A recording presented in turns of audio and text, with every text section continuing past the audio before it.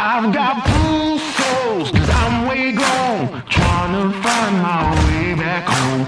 Count my bones as in desert crumbs spoon. I'm gonna turn all of my stones. Rock bottom make the man and some pressure make a gemstone. Trying to put $1 to my name like Creflo. Ninja boy, late to the game, it's in the blood flow. And I'm from the south, it's thick skin and tough bone. Big attitude through big lips with gusto. Trust no kings, that's why they tried to crush souls.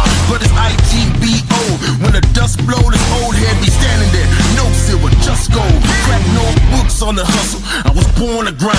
Yo, scared of your potential, I'm adorned with mine. 30 times around the sun, man, of course I shine. A legacy will not dwarf with time. And in my daughter's eyes, it's basic, I must not say quit. Every day sees a present like a Rob St. Nick. Walk a fine line between tenacious and patient. I can't slip, I'm fighting clocks and they can't win. I've got blue souls, cause I'm way gone, trying to find my way back home. Count my bones as in desert crumbs flow. I'm gonna turn all of my stones. I've got blue souls, cause I'm way gone, trying to find my way back home. Who that soldier in the mirror, oh oh. I'm gonna turn all of my stones. Impeccably I flow, hardest raps you know. Breaking status quo, reaping what I sow. Artistry like Van Gogh, get it from my mama hip so thick that I need tempo. Personality spicy, body banging like a bongo. Cause black women been it since Timbuktu, since Pharaoh. Sponge rollers and hot combs, lips, cheeks and brow bones. If you ain't for the culture then please stay out of my zone. These little dummy rappers could never grace my headphones. See, I'm from a place in space where ain't no storytelling, you just had to have been there. If you want the battle, ain't no problem, say where. I got so much experience, I can't even play fair. But I'ma keep evolving and growing and hurting feelings and showing. You need endurance to go in, I got mileage on this pen. I've been busy cause I've been out here schooling all these kids. Took 3 decades to have this glow up that I did. I've got blue souls, cause I'm way gone, trying to find my way back home. Count my bones as in desert crumbs flow. I'm gonna turn all of my stones. I've got blue souls, cause I'm way gone, trying to find my way back home. Who that soldier in the mirror, oh oh. I'm gonna turn all of my stones. Turn all of my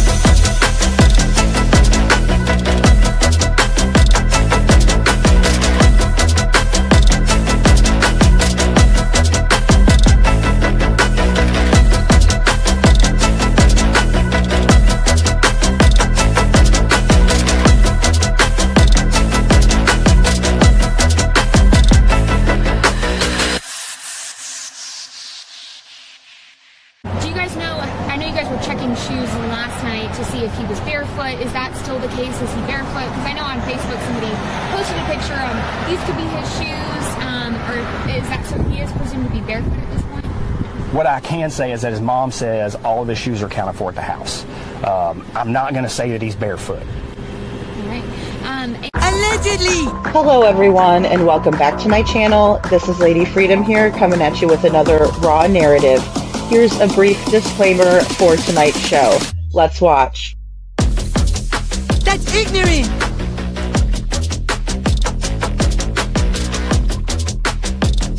Allegedly, that's ignorant! Ignorant.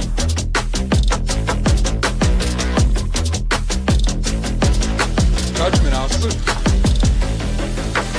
Boy, you read my thoughts. You've got the shinin. You mean shining? Shh, you wanna get sued? Judgment, Alfred. You just use that shin of yours to call me and I'll come a-running.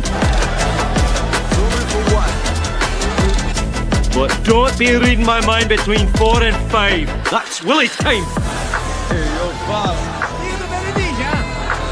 I love it when he does that. Let's watch.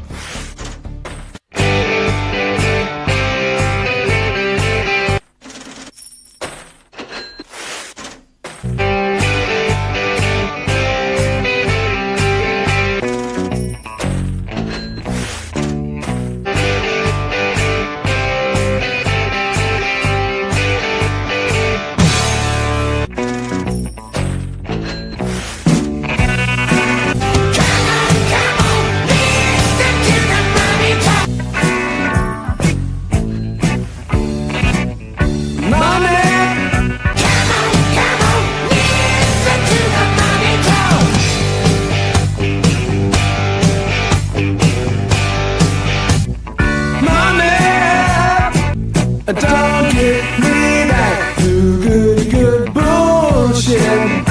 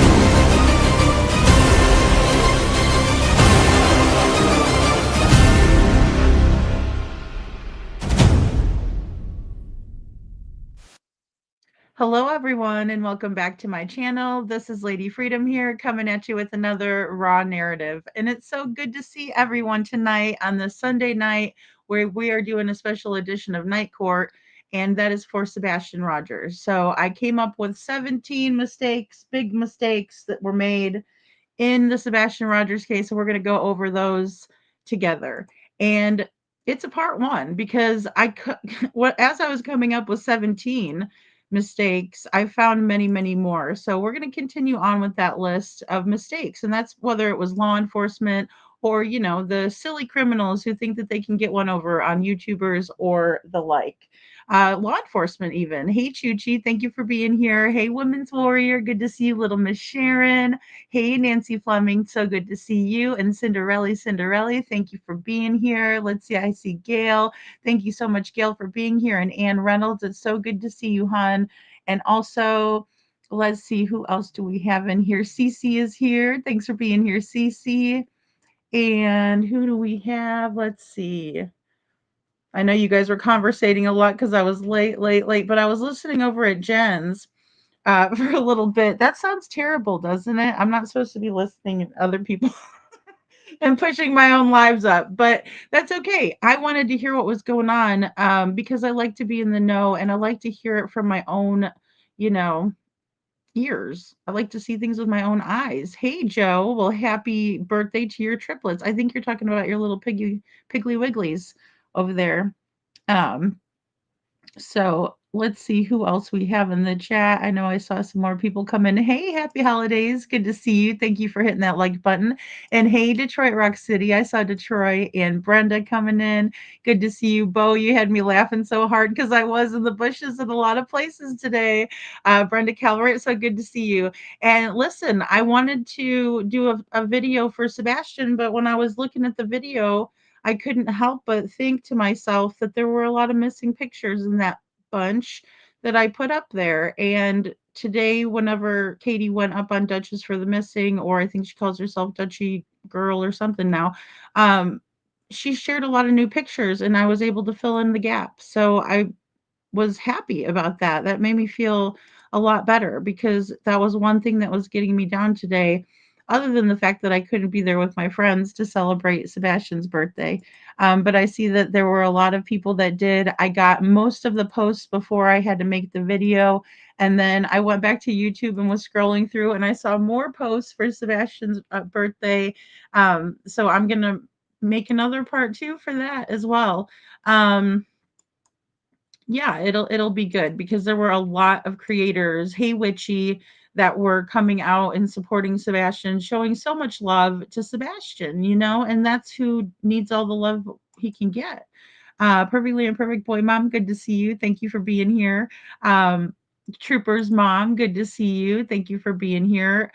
And Michelle, so good to see you. Let's see here. And I will check my email. I am so sorry, Trooper's Mom. I didn't get to check today at all. But I was on Discord for a little while because I couldn't chat. That's terrible. I wasn't chatting in other chats, so I was chatting in there. Isn't that terrible? I can't put the phone down. It's really bad. But I have two phones, so it makes life easier. It makes life easier. So I don't know about the Harry Potters, Joe. I'm not a Harry Potter person. I don't know what they call themselves. I am a Hunger Games type of a gal, and that's my jam. That's me and my daughter's jam. Women's Warrior, good to see you. Thank you so much for being here. I appreciate you being here. And thank you, little Miss Sharon, for the birthday cakes and the green hearts. And thank you guys all for the green hearts. Yeah, it's been quite the day. Everybody is just covering Sebastian, which is fantastic, guys.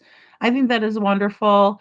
And, no matter which way we want to paint the picture as creators, um, I think it's a good thing no matter what. Hey, Janet, good to see you from South Africa. Thank you. Good to see you. So let's see if the same guy shows up here. Well, I know, that if they do, what happens is that we compare notes because that's happened before. That happened with the Chris Proudfoot girl off the dating site. And don't make me stick up for Chris Proudfoot, please. I hate having to do I hate having to do that. No, I'm just kidding. Honestly, it's whatever it is, right? I don't sugarcoat it for you guys. Usually I just give it to you straight up and I show you receipts. Um, this one I'm not even gonna worry about. The lady that said she went on a date with Chris Proudfoot said something in one chat Justin's chat to be exact, and then came in and said the same kinds of things in my chat, but they weren't matching up, right? So Hey Jude and I already debunked that lady months ago. So that's why I was watching from the bushes. And Jen's, I'm a mod over there, but I like to watch from the bushes because I know a lot of the trolls and I know a lot of the activities that kind of transpire with them.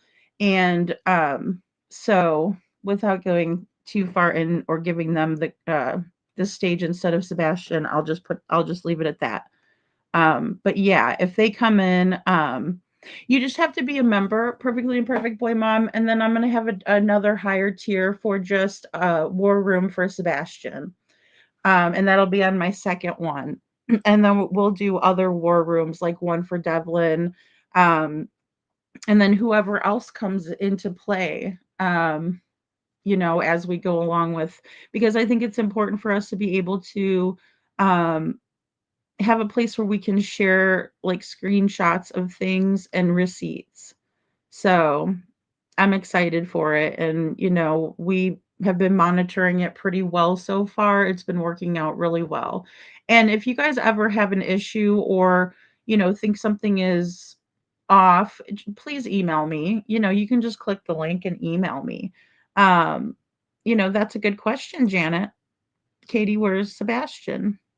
You know, um, I'll tell you guys, I was really surprised to see Katie come up there and they were just trying to be like, see, see, see, and they were not doing a good job at all, in my opinion. And that's just my opinion. It really made them look worse, in my opinion. Like they're protesting too much, right? Like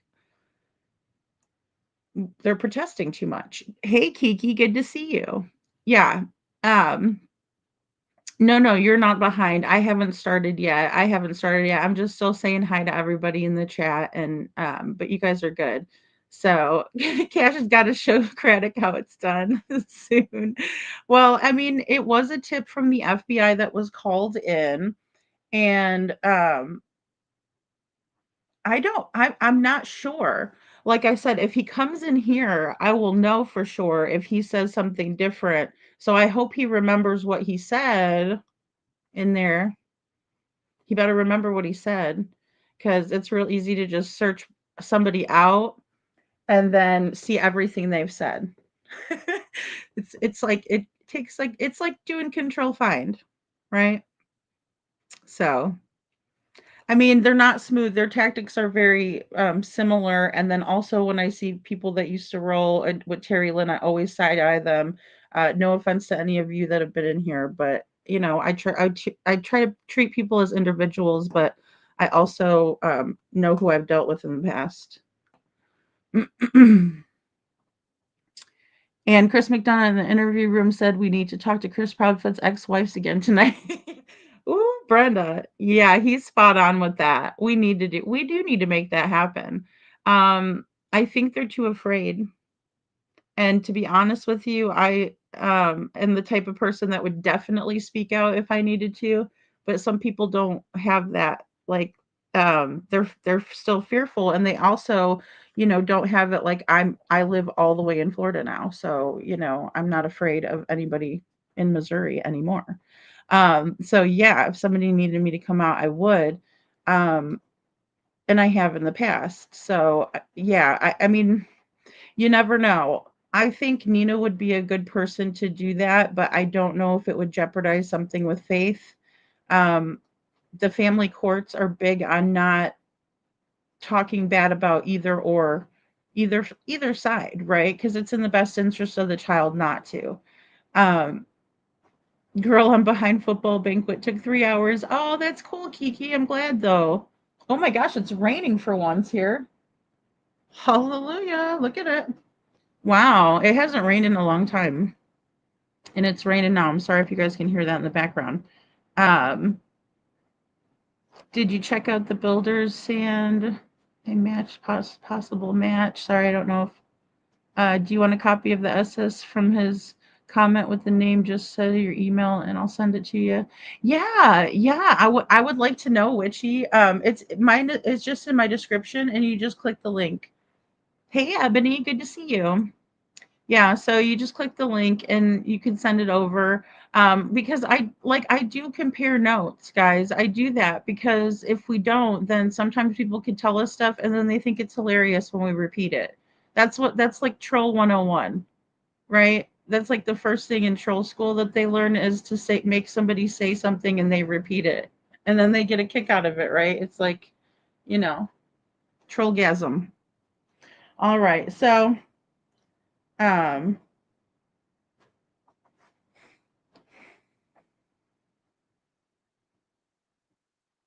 but yeah, it remains to be seen. And I'll tell you what, if the FBI knows about it, then the FBI knows about it, you know? And that's the thing about that. Um, so they'll figure it out. They'll follow, you know, everything that they need to follow in order for them to follow up the lead. That's not something that we typically see in um, Hendersonville, but the FBI is a whole, federal level. They do things differently there. So, um, yeah, I will send it to you, Kiki. I will. I got a bunch of stuff to share. I have like a bunch of stuff to share. A triple guess. I'm sharing them for real though. They love it. They get off on it. They're so psycho. They're like, never mind. I'm just gonna leave. I'm gonna leave that one alone. Oh boy, I'm in a mood today. Shit chills a nose. I don't know what that is, Joe. I don't know what. Cinderella says you missed a lot. You missed a lot. Yeah, things have been popping off, and guys, things are going to be popping off. And the fact that the FBI knows about Sebastian made me feel better, right? But I've already known that because Jules told us that like 3 weeks ago. Was it 3 weeks ago? No. Yeah, it had to have been. It was after my trip. Sorry, I do everything now when I think backwards in time to my trip to Tennessee for some reason. But I'm like, no, that was afterwards. Hey, Scarlet Begonias, good to see you. So yeah, you know,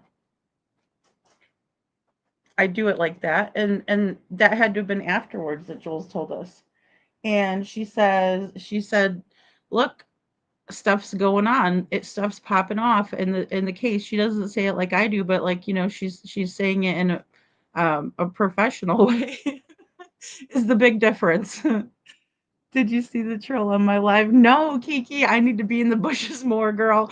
I mean, I was like lucky to be places today because I was making the videos and stuff, but I was also kind of catching up. Because I had a headache on Saturday, or was it? Yeah, yesterday. I had a headache and it was like, I know something's in my coffee today. I know, Gail. I know it's something in my coffee. I haven't even had a whole lot of coffee actually. I had one of those like frappe things or whatever, but that was the only coffee I had today. Sometimes if I don't get enough coffee, I'll have a headache. So, video of a creator finding a pile of dirt in the cemetery shortly after Sebastian went missing. The dirt looks like builder's sand, and the Proudfoots are all builders. Hence my comment. Oh, thank you, Women's Warrior. So I do remember watching that because we reviewed um, the lab. No, Mob Crew. Um, we did review the Mob Crew, and within that video, he was showing the TikToker who found the pile of dirt. And then she was saying there was a horrible smell over there, and it was absolutely looked like disturbed earth, or just that they might have like put a big pile of dirt off to off to the side. That cemetery, as I was saying, is very well kept. Some cemeteries are not, or they're just older, but this one is well kept. And you could also get a look at the dirt that's used if you look back at my video of that Jeff, and I were in the cemetery, because someone was, oh, Street Talker's an old school trail. Yeah. Oh, I would have spotted that one a mile away. Yeah, because I used to leave Straight Talker's comments until Straight Talker liked to have called Sebastian the R word. And because I said that Sebastian was being bullied by Melissa. See, and Straight Talker didn't like that. And I'm like, what are you? Who are you, Melissa or something? But anyways, I blocked Straight Talker back then, Kiki. So it's troll Christmas. I know that's what I was telling Chi Chi too. I should have said it in the Discord. I should have been like, look out for trolls, everyone. It's the most trolly time of the year. They were talking bad about Mob, and I took up for them.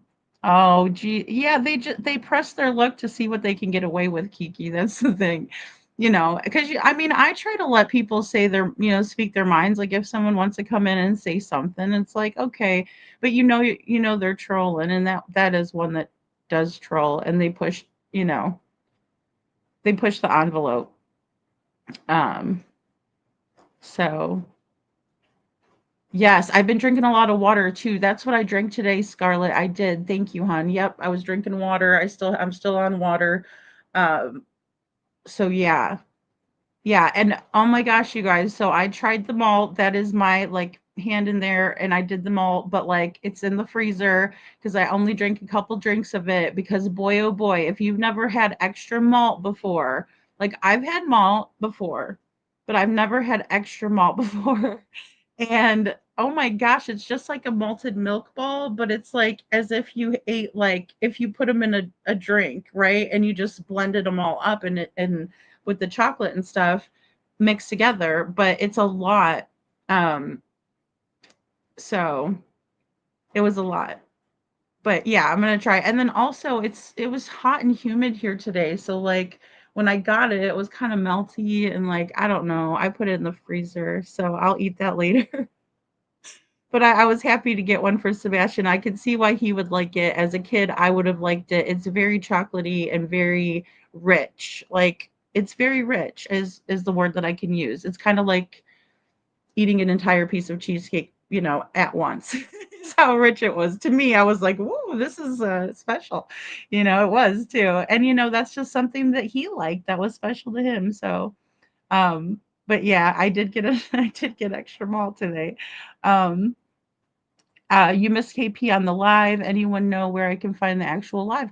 Yeah, so it is still going. There's a fundraiser. They did a fundraiser for autism awareness. And I think she said it's going to go through like Friday. I think it's going to go all week. Um so I don't know what that means if she'll take the live down after that cuz I know she's taken lives down before. I don't know what that means. But the you can give to the Autism Foundation through there for the week. But yeah, it was very uneventful. It was a very small group of people in there. But the one thing that I found the most interesting was that Duchess in her all of her, virtue signaling and righteousness, self-righteousness, in my opinion, she was like drama and true crime do not belong. And you look in her chat and everybody's named Krama something, Krama this, and then it's Krama channels. And it's like, really? The Noive. Hey, Sharon Barlow. It's weird. It's weird. It's weird. It's so sweet. Yes, it's extra sweet. And it's like it's very you know, indulgent. I'll just use that word. I don't know. It's really rich. Sorry guys, I'm just reading your cult and corruption going on. I mean, it seems like that. It seems like that.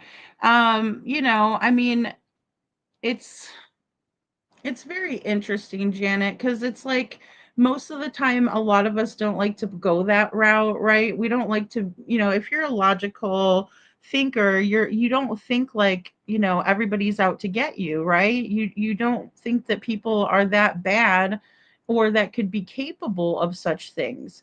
But in this case, it's very apparent. It's just very apparent. And um, you know, it's the be sweet mentality and don't rock the boat. That didn't get me anywhere. Actually, it got me abused, is what it got me. So you just don't do that. You stand up for what's right. You know, that's funny, Kiki. I'm just ultra focused when I make the videos, so that's why I was like, I couldn't believe that I was actually in the bushes as many times as I was today. But then again, I was waiting for my content to like load and do its thing and save. So that's probably Andrea. It's like if you've ever had like one of those robin's eggs or a malted milk ball, like there's chocolate covered malt balls. I don't know. They're good. They're good. But they're really, really rich. Like they taste so good that you got to be careful because you'll get a stomach ache if you eat too many. Well, I will anyway. I drink enough coffee. My birthstone would be coffee bean. Ah, Michelle, that sounds like me. I don't know why today I didn't drink a lot of coffee. I've just been hyper, I guess, too. Because I got extra sleep that I'm not used to getting to. That probably is another thing that I'm a little sharper today because I got a little more sleep than I usually do. So, um, well, yeah, they're it's a high alert for troll night. It's a high alert for troll night. Did you see her click on each of the flyer pictures of Sebastian when she got to Costco pick? She clicked off of it as fast as she could. Oh no, and said they could have done better with that pick. No, I think I might have missed that part, Brenda. Oh no. A couple people sent me clips, which I thought was really funny. I was like, "Oh boy, here we go." And then I just so happened to hear about it, like, right when it started, so I was there for the whole thing, like, I heard everything pretty much. Um, I just think it's crazy, like, just you don't usually see a parent of a missing child going up there and saying, like, a million reasons why they didn't do it. And then it's just really odd that she would go up there and do that on her son's birthday. Like, wouldn't you, like, I don't know, wouldn't you find something else like to talk about other than, see, this is why we're not guilty. It's like you just sound more guilty when you do that, you know? Yes, yeah, Carnation Instant, the breakfast. Yeah, hey Babs, good to see you. Yeah, we need to bring Sebastian home, Andrea. It's crazy. Yeah, Whoppers. Thanks. Whoppers, Gail. I was thinking of the little eggs too, because I like those. But like I said, like if I eat too many, I'll be like, oh, I shouldn't have ate that many, you know. So, um, but yeah, so I'm gonna make you guys cry first. I think maybe we could do that, and then we'll talk and we'll get into the 17 big mistakes that were made in Sebastian Rogers' case. Now, this just goes across the board from, dumb criminals to, the police that are hiding things for them, in my opinion. That's you, Sumner County. All right. So let me go ahead to my channel first. And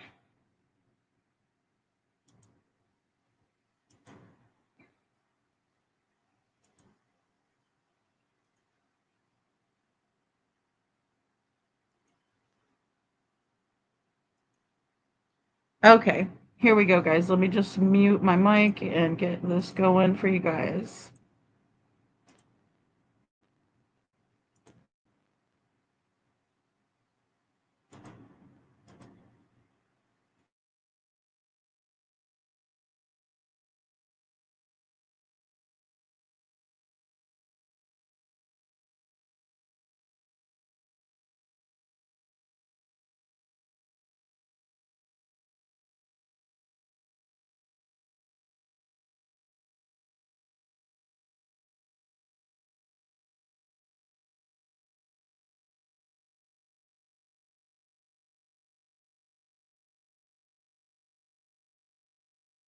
Hesitate.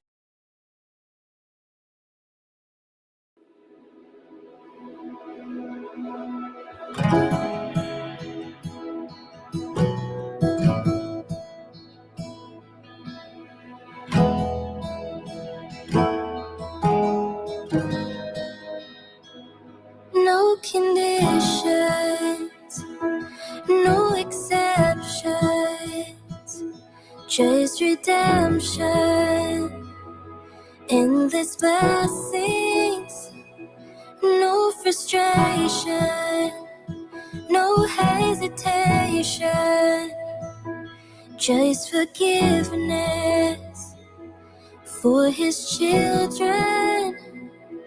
No conditions, no exceptions,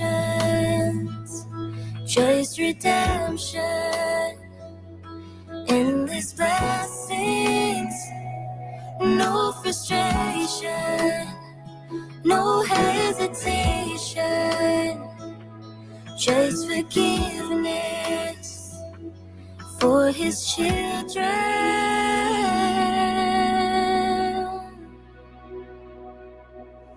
And shatter my excuses, Lord, I wanna do this. Time to stop putting limits on your promises.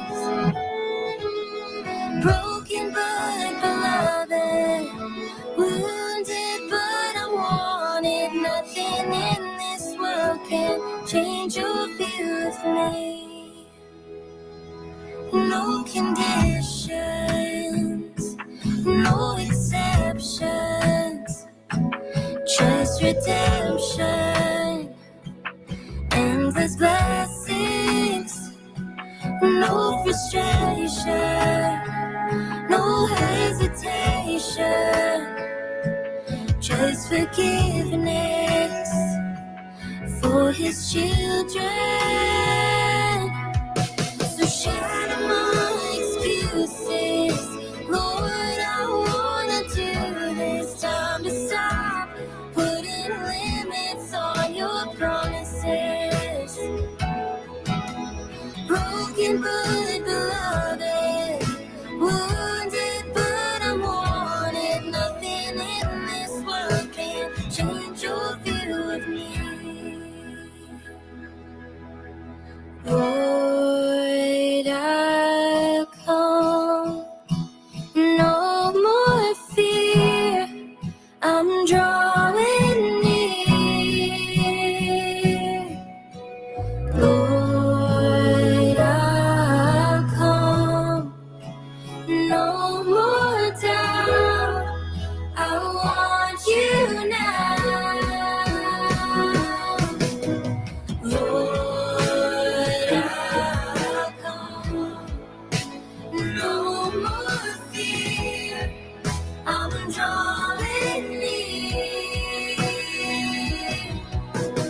Lord, I'll come, no more doubt, I want you now.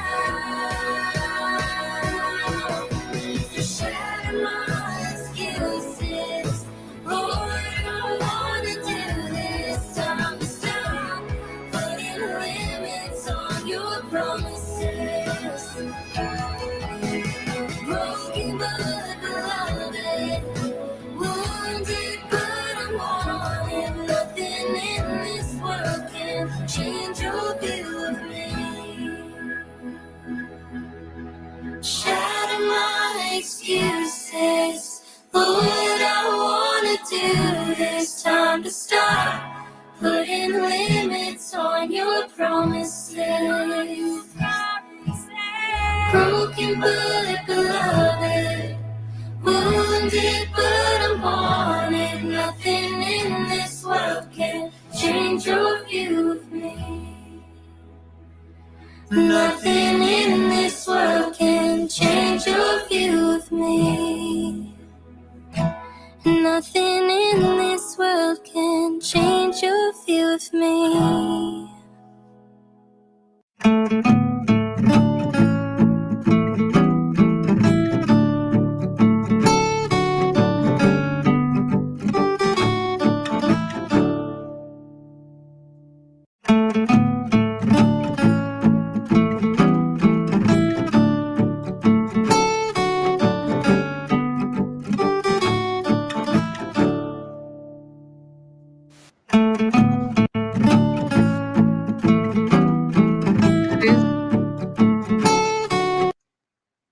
There we go. And I was just gonna go ahead and play these on mute. That way you don't have to hear the birthday song a million times. But these are all the birthdays. Look at how many times I had to play Happy Birthday because everybody was posting their birthday wishes for Sebastian, and I was just so overcome with joy and love from everybody. And there's our friends Jeff and Jen, and there's Seth and Jeff and Jen.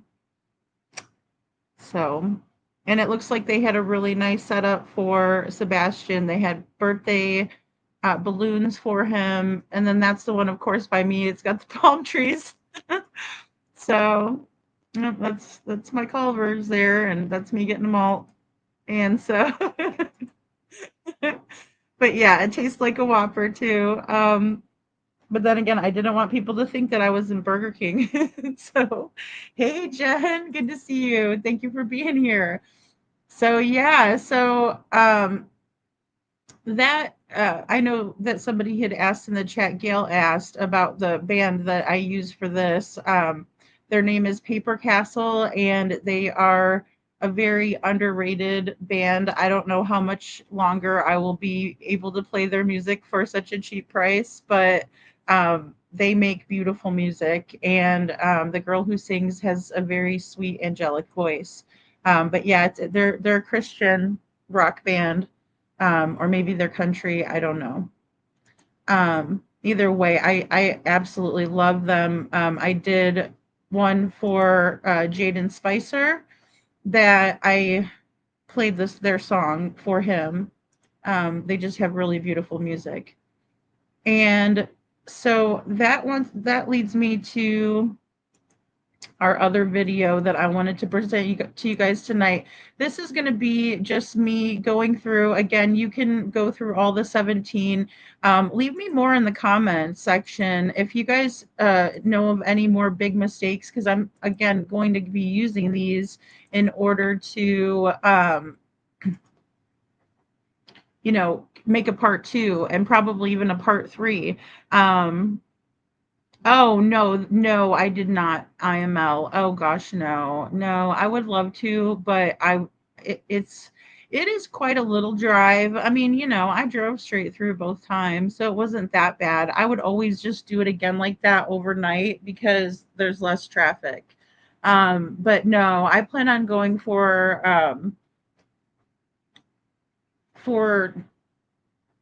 well, I just need to make sure it's still going to happen, but I think it is for the protest. I will be there. But I just haven't gotten together with anybody on that yet. So, but I would have loved to have been there. I tell Jen all the time, I wish I was with you guys. Like, yeah. So, some mistakes, right, that were made in Sebastian's case. So I just pulled in 17 of these babies, and I was just thinking of a lot more. And I mean, I just took a notepad and wrote down 1 through 17 to present to you guys today. I thought it would be some interesting topics that we could talk about, and I really wanted to just let you guys know. But I did get a malt at IML. I got an extra malt. I talked about that a little bit. And that's me with the malt that I got.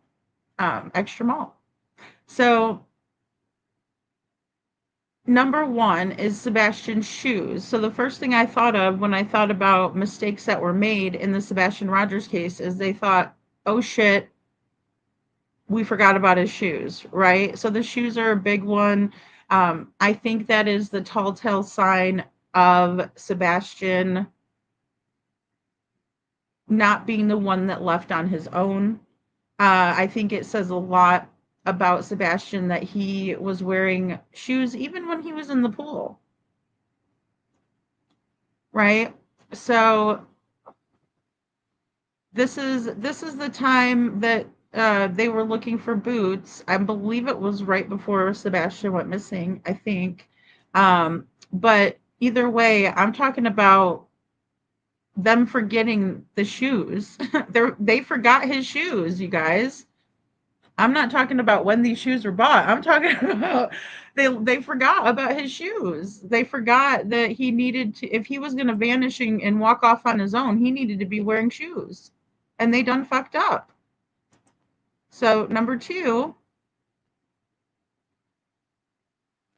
Katie was the only one who was in the house with Sebastian the night he, quote unquote, vanished.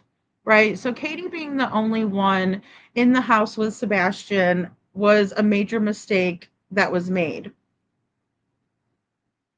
because it leaves her as the only person who could have done this to Sebastian. He was an isolated individual. He was an isolated kid. He didn't play with the neighbors. He didn't go out and play, shoot hoops. He didn't ride his bike around the neighborhood. If he did, he had Mr. Proudfoot there with him. We saw that on the video. He didn't have the kind of freedom that a lot of kids do. And some might say, well, he was a latchkey kid. Yeah, he was. He would come home off the bus and then he would go into the house, and he probably had to do like 10 or 12 things to let them know he was home, which, I'm not faulting them for that. But he was monitored heavily, right? And then we also know there was some cameras allegedly in the home that would monitor Sebastian as well. So, but if he was going to take off, I would think he would just take off straight from school, right? Right after he got off the bus, he would have just hijacked out of the neighborhood, right? But he never did that. He waited until, 3 a.m. or sorry, he waited until after Katie went to bed, right? Because she said she went to bed around midnight. And then he what? Because everything was locked up. So that's another big mistake that they made, right? Saying everything was locked and nothing was tampered with, and then calling Sebastian a ninja, right? I mean, there you go, guys. I was on number 2 and I thought of 3 and 4 already, and that's not even on the agenda. It's absolutely nuts. So we have number 3, the inconsistencies in Katie's story, right? We got the thud. Thank you, Janet. We got the thud. Please stay with me here, guys. I make the presentations for a reason. Let's stay focused, okay? Because here's the deal. When you have all of these inconsistencies in a story, that means you didn't practice your story good enough, Oh, happy birthday to your sister, Detroit Rock City. That's amazing. Happy 56th birthday. Aw, she shares a birthday with Sebastian. I think you told us that too. With chromosome deletion along with autism, it's too overstimulating to go out in the dark, unfamiliar noises as well as chilly temps. He couldn't have been willing to get himself out of that comfort zone. Thanks, Michelle. Yeah, I agree with that 100%. I do. I agree with that 100%. That, because of Sebastian always doing certain things, it's very much out of his character not to do those things, right? Like go out without any shoes on is a big one. And, he didn't like the dark, right? So if he doesn't like to get dirty, he's not going to walk out with no shoes on. And even Craddock, I play it every single night, and I know a lot of people probably aren't here for the intro every night, but every night in my intro, I play Sheriff Craddock, and he says, I'm not going to say he was barefoot. So did Craddock side-eye Katie's statement? Because it seems like he should have. If he didn't, because he's contradicting her statement right off the bat. I'm not going to say he's barefoot. Sharon Marlowe, the truth never changes, and all it did with those two was change. I agree with that 100%. The first story is not like the current story. I mean, all the way up into the story that was told to Dateline, and I think that was the most recent one, because Holly Thompson didn't bother, getting the story from them, because she's the one that interviewed them to begin with and got the first story out of them. right? You know she was on Duchess earlier tonight. Yeah, she was, Seabert. Yeah. Mm-hmm. Yep.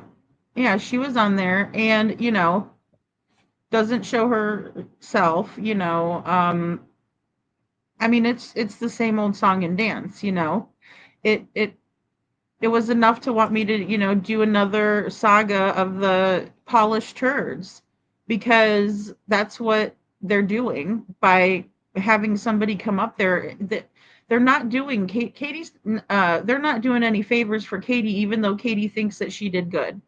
Right? It's kind of like when you have Sabrina up on the panel. She thought she was doing really good, but we caught her in a bunch of lies and inconsistencies. And that happens. It's just like Courtney Bartholomew and her husband, who was right there in the background, right? And they've been charged with, both of them charged with murder, conspiracy to commit torture. Conspiracy to commit torture. And he was right there coaching her in the background. He was smarter than Chris Proudfoot. Chris Proudfoot was outwardly doing all of it, and he's still out walking. It's amazing to me. Bab says if Sebastian left, he wouldn't taken his phone at the or he would have taken his phone at the very least, if able to. His phone was on the kitchen counter, yet he used his phone as an alarm. It makes no sense. I agree, Babs. And then we hear the story about how the police are coming out and saying that it wasn't even on the counter. It was on the kitchen table next to his money. When everybody was told that Sebastian had his money in his piggy bank in his closet. She didn't say that somebody took him and told Nancy Grace. That was a major change in her story, wasn't it, Brenda? And boy, were they nervous for that interview. And how would she know that he walked out that door? Which door? Right? I don't know Sebastian walked out that door. Did you see him, Katie? Right? I mean, the statements in and of itself would take me a year to get through all of them that were inconsistent. That's why I made the polished turds video, because you can see in those videos that all of their statements were inconsistent. And those are like 3-hour long videos. And that's how many inconsistencies that I found. And I'm just a regular person. And they don't realize how bad it is, Michelle. Michelle says makeshift damage control. They're listening to themselves talk, but it's not processing because they're too busy thinking about their lies and not understanding that what's coming out of their mouth is not good at all. I mean, just like with Katie tonight. I mean, was she saying some of the things that we're used to hearing from moms who have a missing kid? Yeah, but I mean, it's all coached and polished, right? It's not coming from her heart genuinely. And then you have Duchess up there who was pulling in news clips and it didn't look good. Like the one from the Cajun Navy where they backed out because they were being threatened. Threatened by who exactly? Because I thought both parents called them in to help. I know for a fact that Seth did, but I mean, Chris himself was trying to say that him and Katie were in contact with the Cajun Navy too. So who was making threats? I mean, it's a legitimate question that nobody wants to answer, and it's not like they were deep diving into the content. They were just putting up random news clippings. And it again, didn't look good. I feel like those glasses in the street where Sebastian's the mom lives not far from KP and CP, too much of a coincidence. Very, very possible. Very possible because they didn't check Sebastian's prescription against the glasses. So it's a possibility that that could have been something that was Sebastian's, right? That would be the first thing. And I would hope they would still be in evidence somewhere. There should be changes when a child goes missing, as protocol has to be. Well, and that's the problem. And this, whole situation, Nancy. You're right. And this is inconsistencies in what law enforcement has done and where they've dropped the ball and the big mistakes that have been made across the board. All of them. Law enforcement, Chris and Katie, things they didn't think about, little afterthoughts like the shoes. Right? What teenager wouldn't grab their money, shoes, coat, but will grab a flashlight? A flashlight that didn't even work, Witchy, good point. I mean, that wouldn't even work. Michelle says if she made statements, don't know why he walked out that door. Okay, implies you were up. You did see him. Oh wait, you then said that door and you didn't stop him. Well, and the thing is, Michelle, is that I don't see how he could have made it out of any of the doors without being caught on some sort of surveillance camera, right? Because Chris Cars would get the back. You also had the other neighbors on the other side. You had the people across the street who had a Ring doorbell camera, according to Chris, and everybody would have saw him, you know? So none of it makes sense because none of it's true. It can't possibly be all true if it doesn't make sense. And going to that early bedtime is another thing I think about too, Janet. Yeah, and it's just one of those things where I can't for the life of me figure out when they have this much circumstantial evidence why no one has been arrested and why Sebastian hasn't been found. Why did Ellie let them walk all over the house together and not separate them to question? Didn't run a dual investigation for sure, and then let them get it cleaned. And see, that's it, Witchy. That's part of another part of what I'm going to be talking about here. They never did an adequate investigation, right? Because protocol would be taking the mother in for an interview, right? Look for the child, absolutely. But one officer needs to be interviewing, and it needs to be the best officer that is interviewing the parents. And they should have all been put into separate rooms. As soon as Seth got to the police station, but it wasn't that way. The crime scene was contaminated, horribly contaminated. But here's the thing. We wouldn't have known about the shoes all being there if Seth didn't show up to the house. We would have never known that, Mama Socks was being such a diva, talking about her, vacation and owing, Chris owing some jewelry.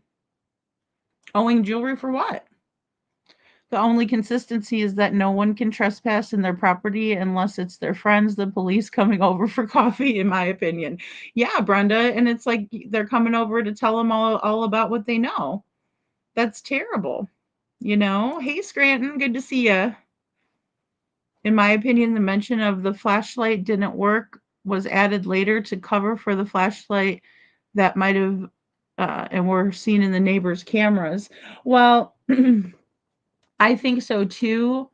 Um, and they did take that out of the beginning stories, and I want to say the first time they talked about the flashlight was sometime around when they were talking with Duchess on, I think it was March 17th, if I'm not mistaken. A detective once said, we're going to do a missing persons case. First thing they took, or excuse me, the first thing they look at is shoes. A person's not walking out, person don't think about putting their shoes on them, allegedly. Well, I mean, I think that's the biggest thing that they missed, right? Chris and Katie, that is. Because that's a lot of explaining to do, especially knowing that Sebastian would never leave without his shoes. So, C Mastiff, good to see you, says here's another thing when CP said this case will be talked about for years to come. Yes, absolutely. And I didn't put that one in here. So that's a great point. And just the fact that he would say something like that lets me know that he has guilty knowledge, or that he thinks that he's so good that no one will be able to figure out where he put Sebastian, right? He's very confident in that statement, in my opinion.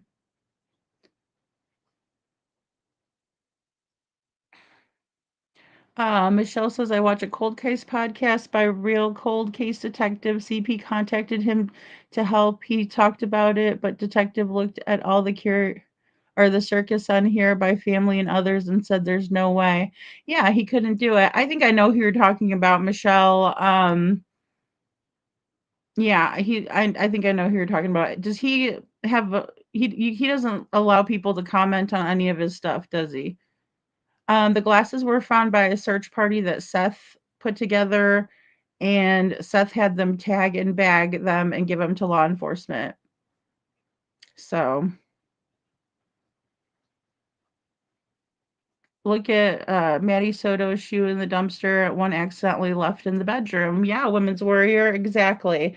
And that's the thing. It's like they don't think about it, especially because they're just trying to get somebody outside. They're that's why they're not thinking about that. In my opinion. And in this case, it was one of the biggest mistakes that they made, in my opinion. Um, Give me 1 second here. I'm just going to play this next one around. So, lots of inconsistencies. All right. So, we got number 4. Katie was never properly interviewed at the police station. So, again, with that, all parents should have been taken down to the police station. They should have been questioned properly, and then the home should have been processed properly. That was never done. Instead, we have people going and doing whatever they wanted in the household and never remembering that there was an integrity of the investigation to be kept when that was the last place that Sebastian was, right? So you have a mother that's reported her son missing, and instead of doing the right thing, you let everybody come into the crime scene. But we're going to get more into that as well, because it's very curious as to how long any of these people were actually in the home for, right? Because we have Chris's family putting themselves very close to Katie that morning when they don't live that close to her. We'll just say that. Number 5, the Proudfoot residence was not treated like a crime scene. So again, with them not processing through this crime scene where Sebastian went missing, it's where he went missing, right? He didn't go missing on the way home from the Texas Roadhouse. They have got to know that by now, right? So this is where he went missing from. And the fact that Katie was so willing to debunk the lights video today on Duchess, if you guys weren't in the Discord, I was doing I was doing the touchdown dance, right? Like I had just scored a friggin' touchdown, because they're so bothered by that lights video that they brought it up again today. Very bothered, right? And then you got Nick Barris, who looks like he's like being held hostage, right? And he's like sitting there, he's like, the lights aren't real. Yeah, okay, you little weirdo.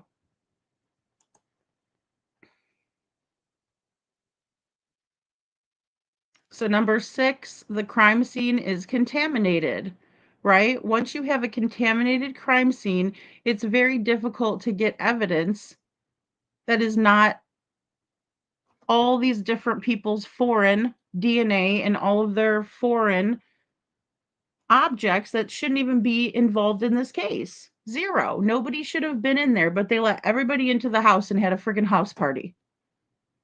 And that's okay? Highly contaminated, Babs. Highly contaminated. When you have all of those people in there using the bathroom, washing their hands, doing all this stuff in a crime scene, an active crime scene is what it should have been treated like. That's why they have the evidence that they have, which is nothing, right? But that's what they're saying, they have nothing. So that would be a pretty good reason why they don't have what they need, is because they have all of these people in and out doing whatever. God only knows how many people walked into Sebastian's room that day. right? So if they take carpet samples or fibers, it's going to come back to the Proud Feet, and they're going to say, "Oh yeah, well we were in there. We were looking for Sebastian." Horribly contaminated, so much so it reminds me of the Ramsey case. A police officer who worked Maddie McCann and Jill Dango case from UK. When you cover up, make sure the crime scene has heavy footfall to contaminate 12 ambulance crew and Jill Dando seen UK corrupt. Yeah, and I mean, I'm not saying that they did it on purpose, but it was a shoddy investigation the minute that they allowed for all of that to happen, right? They should have said, everybody respectfully, you need to leave. This is the last place this boy has been went missing from, right? Or did Katie give them a different story? Because she's been giving people different stories from the beginning, right? It's how long are you guys going to stand up for these two jackasses? Is my question. Number 7, Sebastian's teachers know he was abused at the Proudfoot residence.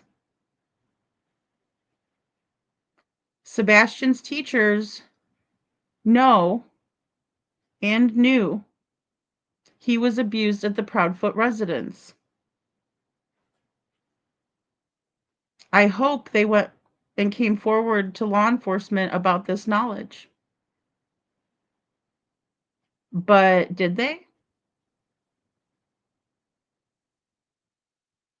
Because he told his teachers.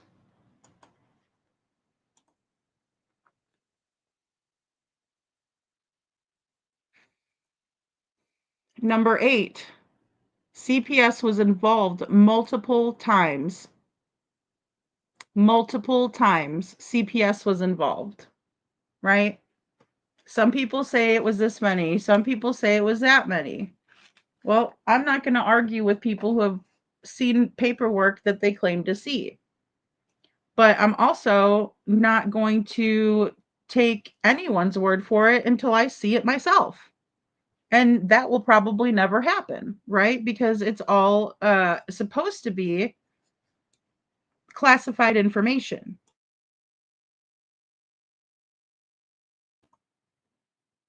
Nevertheless, a bunch of the haters know exactly what happened, and they still stick up for these nasty feet. So we have multiple people who know what happened and what Sebastian went through, but nobody's coming forward. Number 7, number 8. Or have they come forward and no one has done a thing about it? Which one is it? Because it's not both ways. If people were coming forward, then something should have been done. But if they weren't, then that's not on the police. Then again, if they were coming forward and the police didn't do anything, then that screams corruption and something must be done.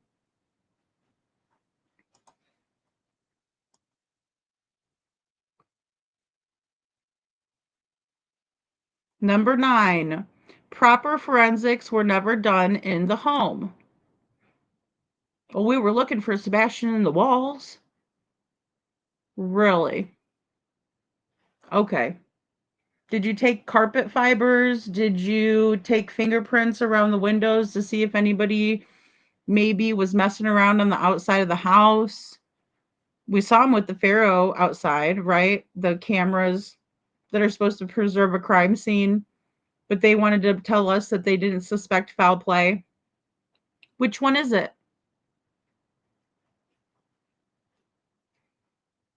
Yeah, he didn't call 911. Neither one of them did.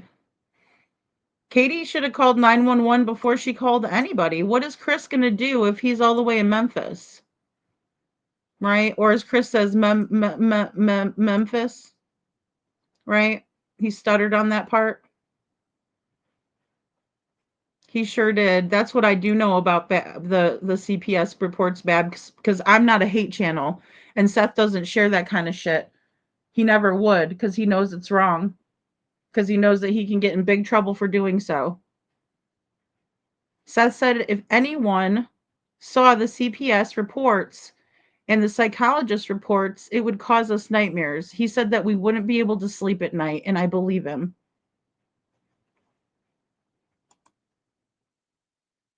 And I think we've seen enough to know what was really going on.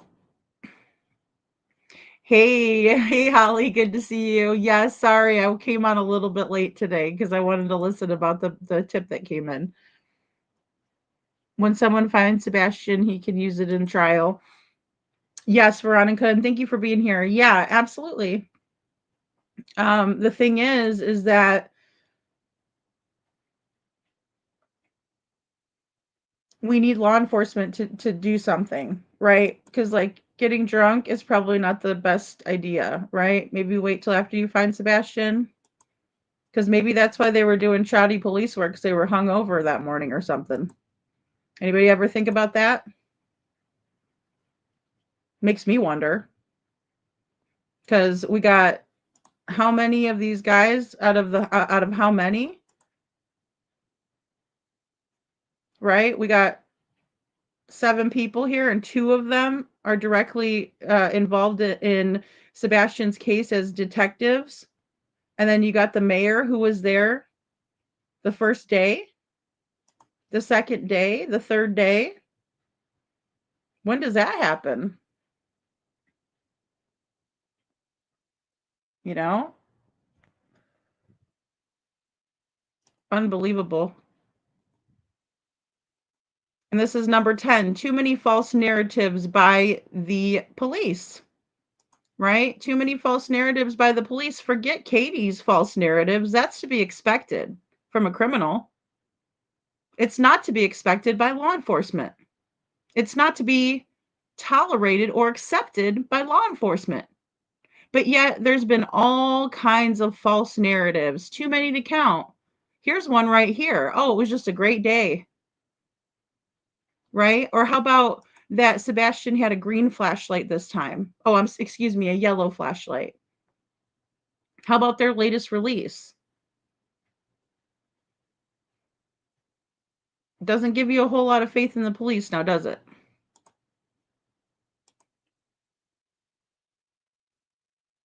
This is Sumner County. Number 11, huge gaps in the timeline.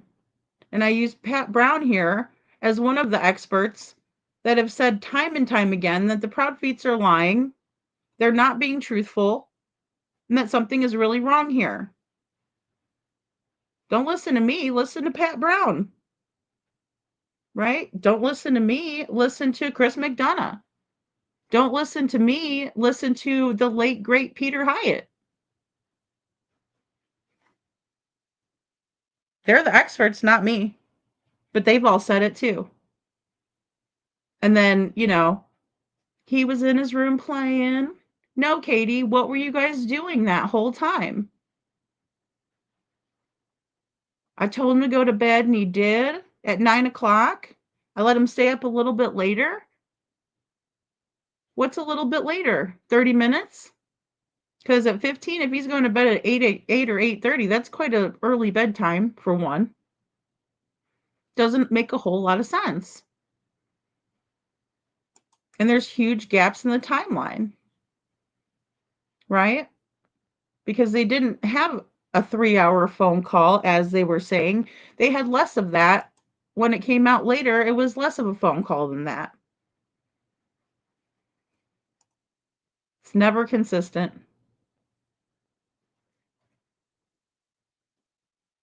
Number 12, the phones were too clean. Everything was too clean. Sebastian didn't have any friends. Nope, nothing to see here. Nope, he just vanished like a ninja. He just poof, went missing. No, that's impossible. That is the one thing that we know didn't happen. But you want us to believe it did when it doesn't rationally or logically make sense? It's physically impossible for someone to vanish. I know Chris has a childlike mentality, but does he really believe in like magic when they go poof on the stage that they really, went missing or disappeared? Because that's not how it works. Yeah, Mountain, I did see that. I did see that, Mountain Man. Someone sent it to me. There were a couple of instances tonight where she talked about Sebastian in the past tense. Yeah, absolutely. And that's one that I didn't add to my list. You know. Yeah. Sebastian's a Houdini, right? Oh, he just went poof, he vanished. Nope. Their phones were too clean. They cleaned the electronics. No evidence is evidence. Number 13, an eyewitness saw Crispy's mom at Warsham's, but it doesn't matter, right? Welcome to Shackle Island. Doesn't matter when the kids go missing. Welcome in.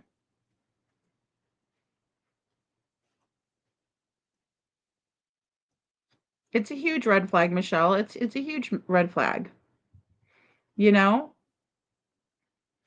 But it just doesn't matter to these people that there's so many red flags that I mean, I tried to do 17 and I got how many more extra from you guys? How many I've been extra I was thinking of after I did the 17, right? But it's Sebastian's birthday, so 17 is a magic number. But it doesn't matter that there were eyewitnesses that were seen over at Worsham's. You think that Craddock is going to take any time to go over there and check the footage? No. Yep. Using bleach in the house. That's okay too, right? And people knew they were doing that. I mean, this is all first. These are just day one. This is day one shit. You know, and from the very beginning, more red flags than a Russian parade. I mean, just one after another. And she was falling asleep while talking to her hubby, and she said uh, she'd been studying for an exam, and the dogs were in the crate. Yep, someplace in the back by the back door. Well, and then they went on they went on Queen Bee and talked about how the dogs don't stay in their crates when Chris isn't home, or their pen, whatever she wants to call it. They sleep with Katie, right? So Sebastian sleeps by himself and they sleep with Katie, and he's all the way on the other side of the house. How convenient. You would think if your child had special needs, they'd be sleeping nearer to you.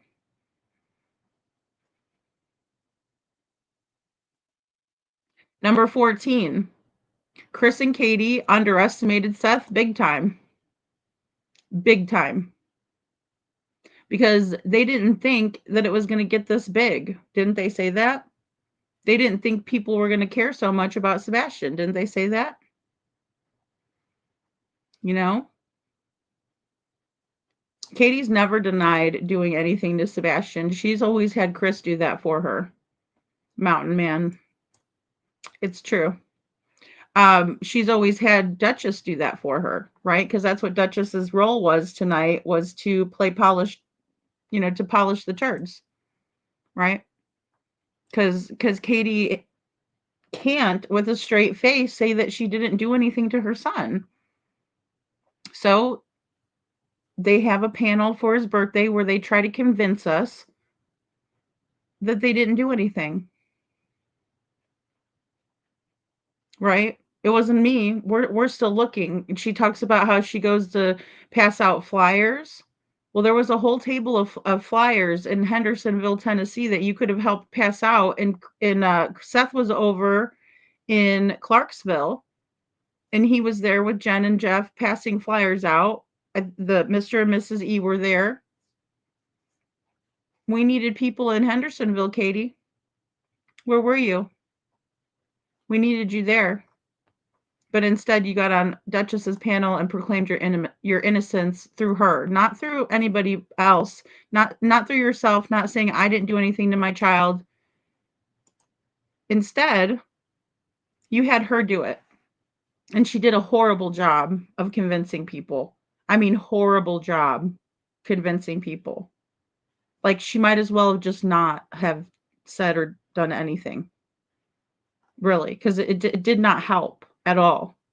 Right? Because the problem is that when you post all of these different screenshots of just little pieces, not even a full context of an article, for one, you're not proving a point. And for two, when you just want to twist it to fit your narrative, it makes you look bad.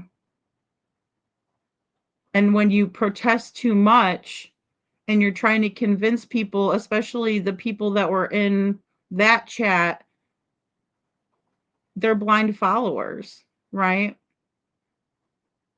So who are you trying to actually convince? Because the 100 people that were in there, they're already convinced, right? Bah, bah, little sheep.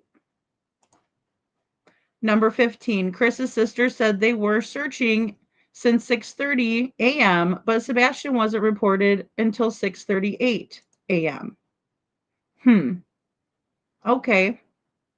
So with that, Katie never told us that she notified other family members before calling the police. I'm not saying that Katie shouldn't have called other family members, because in all honesty, I might have tried to call around locally, that is, not Chris, because Chris is all the way in Memphis, but I might have tried to call locally. Yeah, sure. But nobody even lives that close to them for Sebastian to have walked and gone to their house. And then we find out later that they were one of Sebastian's biggest bullies. And quite possibly the reason why Sebastian was looking online about how to handle a bully. So why would Sebastian run there if something bad happened or if he wasn't feeling safe? He wouldn't. Again, it doesn't make sense. But they want us to believe that, oh, we were calling the family before. No, this was all premeditated and planned out. That's how come, your girl slipped up. Melissa slipped up. Again, probably better not to say anything at all. Number 16, Katie and Chris didn't call 911, right? They called their buddies. Hey, Michelle. They called their buddies, right? To help them out. I mean, when there's an emergency, it's been drilled into our heads from children when we're little. If there's an emergency, call 911. I mean, if I woke up and my child was missing, I would have absolutely, the first thing without even thinking about it, have called 911 after looking in all the appropriate places that is, right? You look through the whole house, make sure he's not there. You look outside, right? Okay, oh my gosh, where is he? But you call an emergency number, not your friends, to come help you.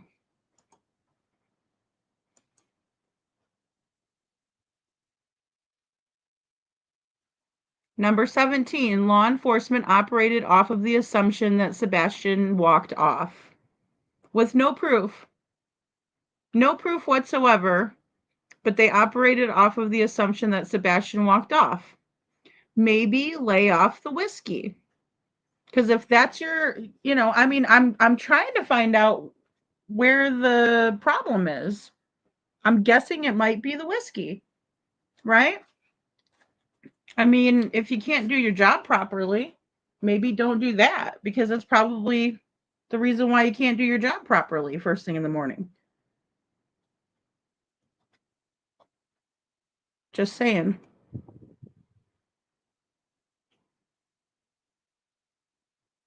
Well, it is very telling that she didn't drive to Grandfather Mountain. Yeah, when the photo came out.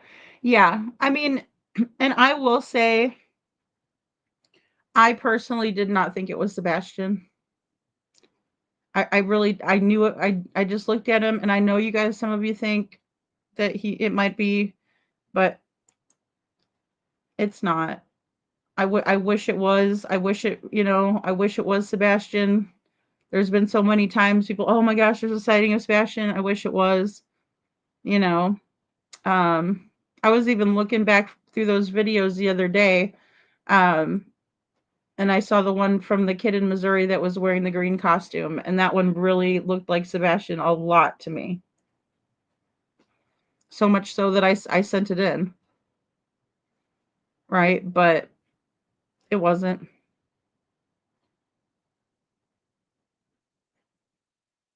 Yeah, and I mean, I do think that it was very quick to say, "No, I'm not gonna," "No, it's not Sebastian." I think if you have hope or you don't know, that is when it's probably going to, um I mean, like I said, I'll just say I didn't think it was Sebastian, but if I didn't know, it's because I didn't know any better, I guess, either, but I mean, I was leaning towards no, but if I was his mom, I might just go there to see because that kid did look a lot like him. I will say that. Yeah, that smooth, expensive whiskey creeps up on you, Duck Dynasty.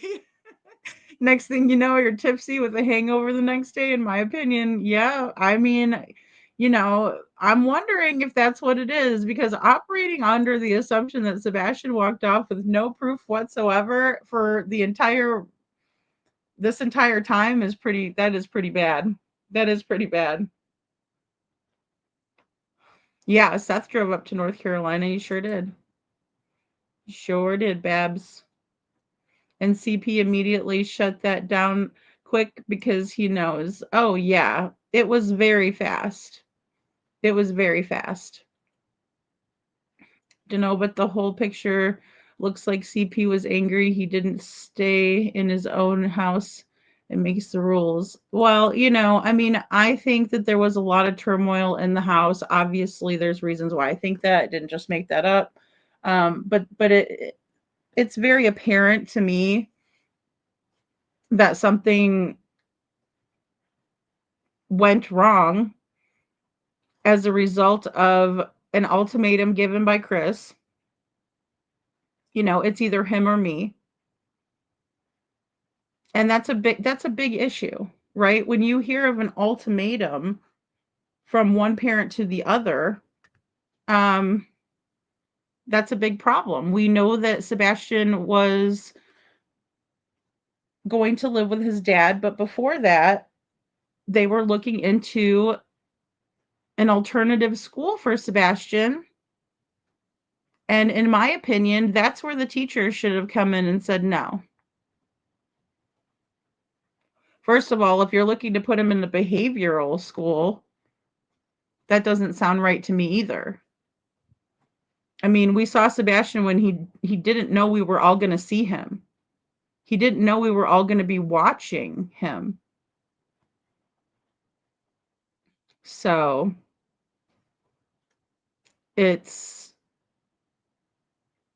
kind of hard to tell me that Sebastian was like this very unruly child that didn't have any manners and that was hard to handle when he was absolutely a very well-behaved child. Like, I hate to even say he's being a little angel, but he was. It's like he didn't do anything. Like, not a thing. He was getting his ass chewed for no reason, and you could see her chewing his ass out, even with no sound, nothing. Just watching her body language. She was chewing his ass, right? Like a mom would if you're in trouble. In trouble for what? What was he in trouble for? Hey, Indigo. You know, what was he in trouble for? All interviews were nothing but pure self-preservation, in my opinion, nothing about finding her son, yet says she is going to bring him home. Exactly, Michelle.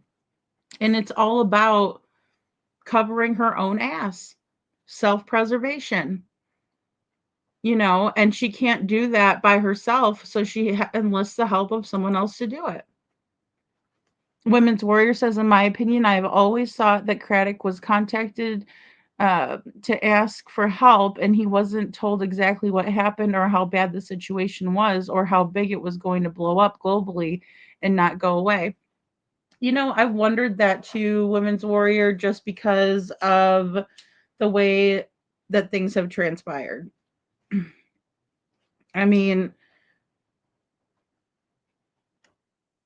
it's either one of the two things I think could have happened. There was an unconscious bias when he got to the scene, seeing, they have a nice house, there isn't bugs and crap and like literal shit everywhere, because that's what we see a lot of times in these cases.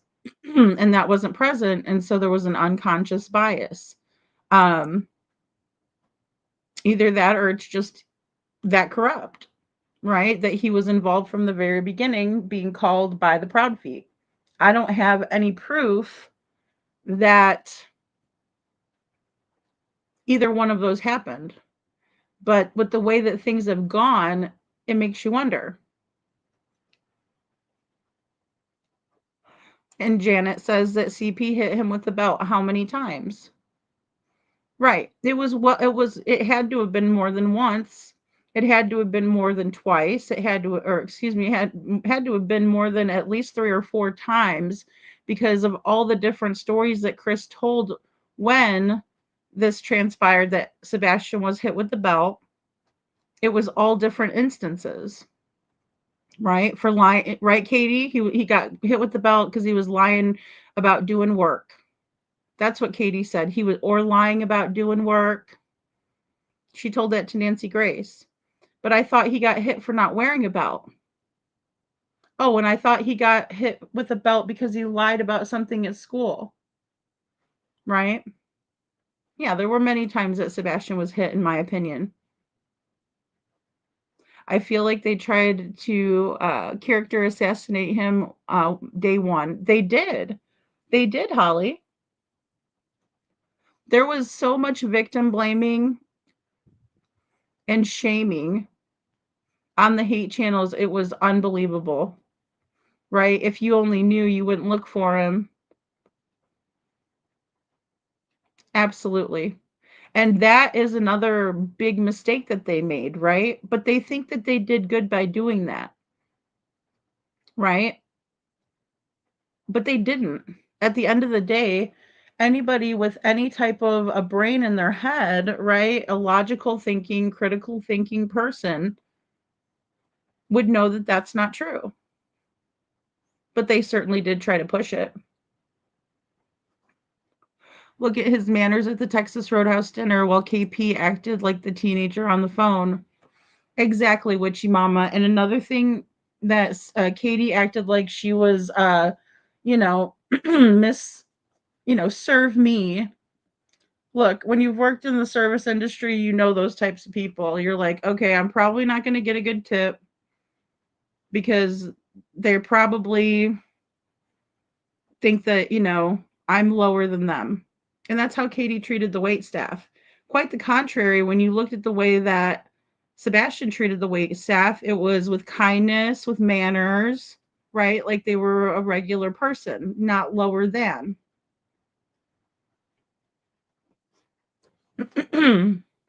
It's unbelievable. Crispy was jealous of Sebastian and he interfered in their lives in what they wanted to do.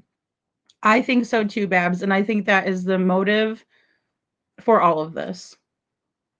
I think that Chris didn't want Sebastian around anymore.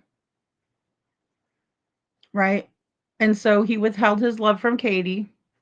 Right? He just didn't come home. I'm going to leave you. It's either him or me. I'm just wondering if it was worth it. At the same time, Faith was coming to stay in May or June when school was let out and Sebastian was to be with his dad. And then when Faith was there, Sebastian wasn't to be there. Right. Like when they had Christmas, they had Sebastian go to his dad's, during the Christmas time when allegedly whenever Faith was going to be there. Just look what they did in Nina's child. Oh, well, both of her children. Yeah, Janet, they did that to both of her children. Or he did. He put hands on her kids. One was in a car seat, the other one was wearing braces. She chose Crispy over her son, her only son that loved her. I really think that is the problem. after all this time in analyzing all of these statements, I think that was the reason why, right? Holly says, I have always felt like they blame Sebastian for doing something bad to Faith, even though obviously that's a lie. And I think they got the cops on board. I can see that as well, Holly. Yeah, because they've tried to push it onto Seth. They've tried to push it onto Sebastian since the very beginning, even though he went missing out of their home, which is crazy to me. They're both too scared to interview with someone who will ask the real questions, in my opinion. I agree with that too. But I will say that I think that Smiley did a great job. I think that these families, a lot of them underestimate YouTubers and they think that they are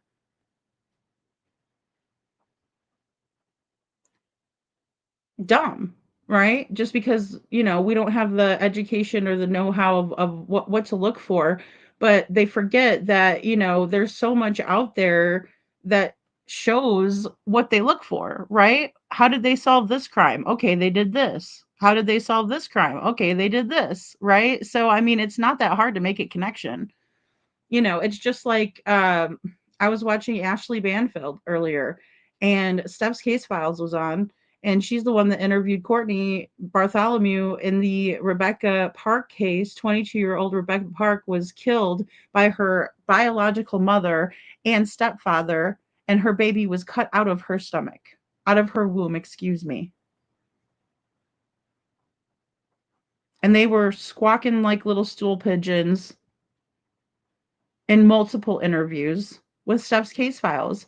And then behind the scenes, they were talking shit about Steph's Case Files and saying that they were going to use reverse psychology on her. Really? That really worked out really well for you, didn't it? And then we have leakage. Holly S says they probably painted him as a predator and they could not be redeemed, and he could not be redeemed, and the cops agreed to look the other way because they're the good old boys. And I agree with that too, Holly. I think that they are justifying why they don't, or why they're not doing anything, right? They're justifying it somehow in their brain, because how could you look in the mirror every day? How could you be out here celebrating when you have nothing to celebrate for? Sebastian's still missing.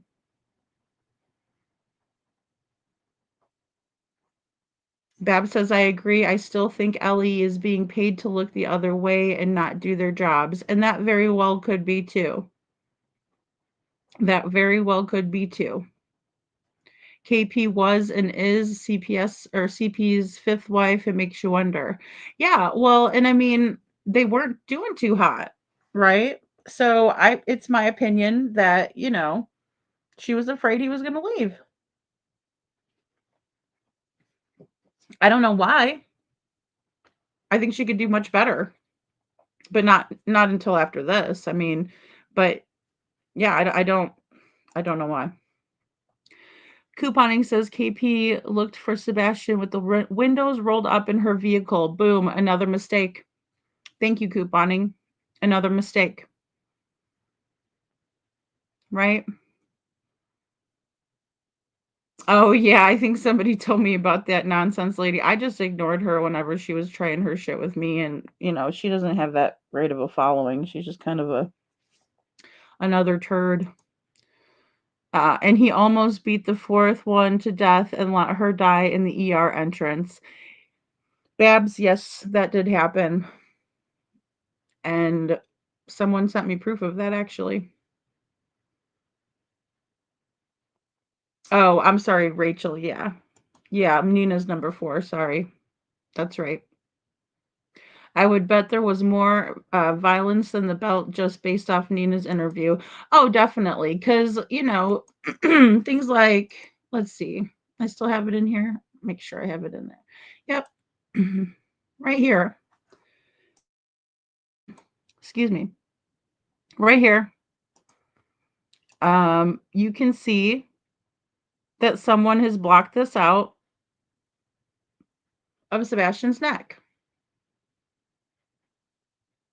So someone grabbed him by the back of the neck. That time it wasn't the belt. They just grabbed him by the back of the neck, apparently, based on, why they had to cover something up on the back of his neck. I mean, it's not my fault. It's right there. That was somebody that, you entrusted to doctor a picture for you and they fucked it up. So don't you blame me. That's their deal. Whoever messed that one up, it's probably Clue. If I could take a wild guess. Oh, and I did think that it was interesting too in the Duchess interview. Katie did admit that, this was when they were at this is all part of the Christmas for Kids, right? So whenever I called that before I went down to Pigfest, I made the connection. This is at Christmas for Kids. That's one of the main sponsors for Pigfest, y'all. Google it, y'all. Google it, joogle it. It's just sick. In my opinion, this ends with somebody taking the deal. I think so. Mountain. Yeah. Oh, yeah. Well, Katie's the only one that's lawyered up. And I'm sure the lawyer was there for them tonight. I wonder how much that cost. Sweet Sebastian, happy birthday, buddy. Thanks, Anne. Thank you for being here. Well, that's true. I see the entitlement for sure. Right? Absolutely. Thank you, couponing. Smiley is the one who asked hard questions and wasn't afraid of them. Yeah, exactly. I think Smiley did a great job. I do. And she's one of the ones that wasn't, behind the scenes talking to them. That was, she got a good interview with them. And, she held their feet to the fire, but she didn't do it in a way that was going to push them off the panel. She was like, could you please answer my questions, kind of a thing.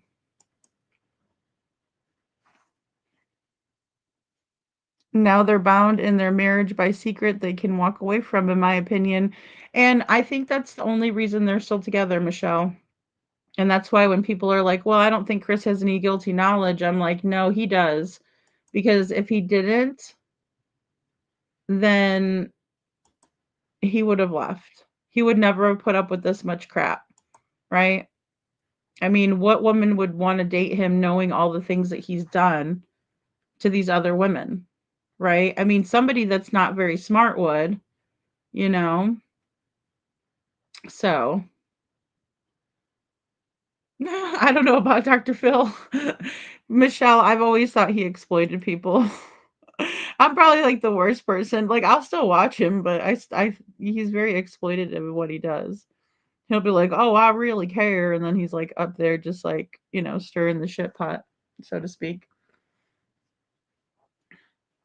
Yeah, it's hysterical the man KP is stuck with.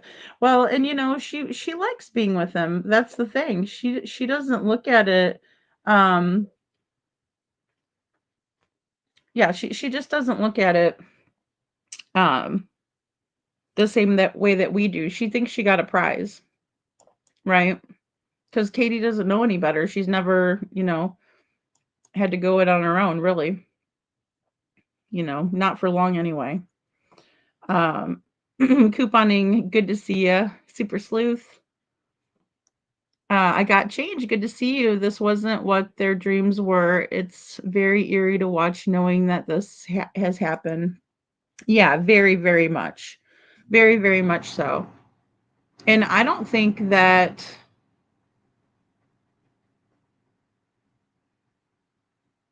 I really don't think that Katie probably wanted to do all this. I think she didn't feel like she had a choice, in my opinion. Even if they would, it would be the same as when they went on Nancy Grace. It was, oh, I thought you were talking to KK. And another sign is when asked a question and they repeat and still doesn't answer. Right, exactly. And they went back and forth, Veronica. They were so nervous that they, again, like they didn't know which way was up. They just didn't. How did they ever agree to do with interview with Smiley? No disrespect to Smiley. I'm just wondering. Oh no, I believe that it was something that was said in a live stream. I put them both together so you can kind of see.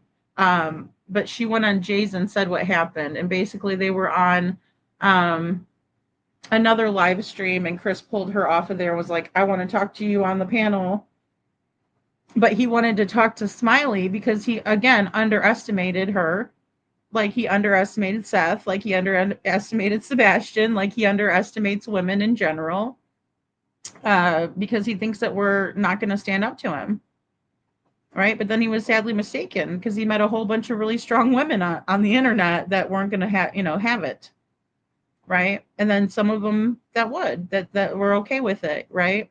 They're okay with selling their integrity short. If you've not heard Nina's story, it tells you all you need to know about CP and the Stink Socks Total Evil. Oh, definitely. Yeah. It's so awful what they did. Her Chris and Katie both, you know. He thinks he can take advantage, Hawkeye. Thank you, Kylie. Thank you, thank you. Thank you, Holly. Michelle says, I think KP better figure out if this goes down, that family will turn on her fast. Oh, yeah, I know. And maybe that's why she's lawyered up, because that's what people don't understand when they marry into a narcissist family. The narcissist's family are their flying monkeys. And that's how they get stuff done. So Cece says, I'm worried about what really went on in that house on Stafford Court, uh, that none of us has a clue about. Yeah, I am too, Cece. I am. I just know we probably will never really fully get the picture. But I think with what we know, we can understand that it wasn't pretty. He walked on eggshells every day. You know, yeah, he wants out, in my opinion. Yeah, yeah. Yeah, Michelle says CP is a coward, only stands up to women and children, such a dweeb of a man, short man syndrome, in my opinion. Oh, definitely, definite Napoleon slash inferiority complex to the max, to the max. You know, and Bab says KP knows better. She's got CP by the short hairs and the BS family, in my opinion. Yeah, I mean, like, I think that she probably does think that. I just think she's gonna have a rude awakening, Babs, just because they're not on her side, especially if it comes down to her or Chris. No matter how much you think that you're in with that family, you're just, one mistake away from being out of it. Susan, happy birthday, Sebastian, with the green hearts. Thank you, Susan. Thanks for being here. Yeah, the fifth place ribbon prize. She is the fifth wife, right? Chuchi, and that is not one that people want. Cooterfoot and his goons have no morals. Cooterfoot, that's a good one, Kylie, in my opinion. That's funny. Hey, Chris, what are you going to do when Sebastian is found? Go south? Exactly, Kylie. What's going to happen when this goes south? And to me, it already has gone south, right? Because look, here we go. Number 17 and counting. Number 17 and counting. What does that equal, right? All of this adds up. Let's see. Betty's always confused. Yeah, the lady doth protest too much, methinks, right? A botched investigation, folks. A botched investigation. And, it's pretty sad that we have to see this unfold the way we have, and they just dig their heels in. Like, we're right. Nothing you can do about it. Lady, when you are a survivor and have lived with and battled with the CPs of the world, you have came out the other side. We are a force to be reckoned with. Underestimating us CP is a big mistake. Thank you, Women's Warrior. It is a big mistake, isn't it? It definitely is. It's something that he didn't see coming, right? And now he's hit with it and he doesn't know what to do, you know? So, thank you, little Miss Sharon. Don't want no short man. Witchy. Oh my gosh. Oh, it's the worst. The Napoleon complex is real. Bab says, Lady Freedom, I agree. She ate blood, and I wouldn't doubt the Barsex aren't already planning their strategy to get out of this. I would be if I was them, I would be planning it on the first week because everybody in their own town was side eyeing them.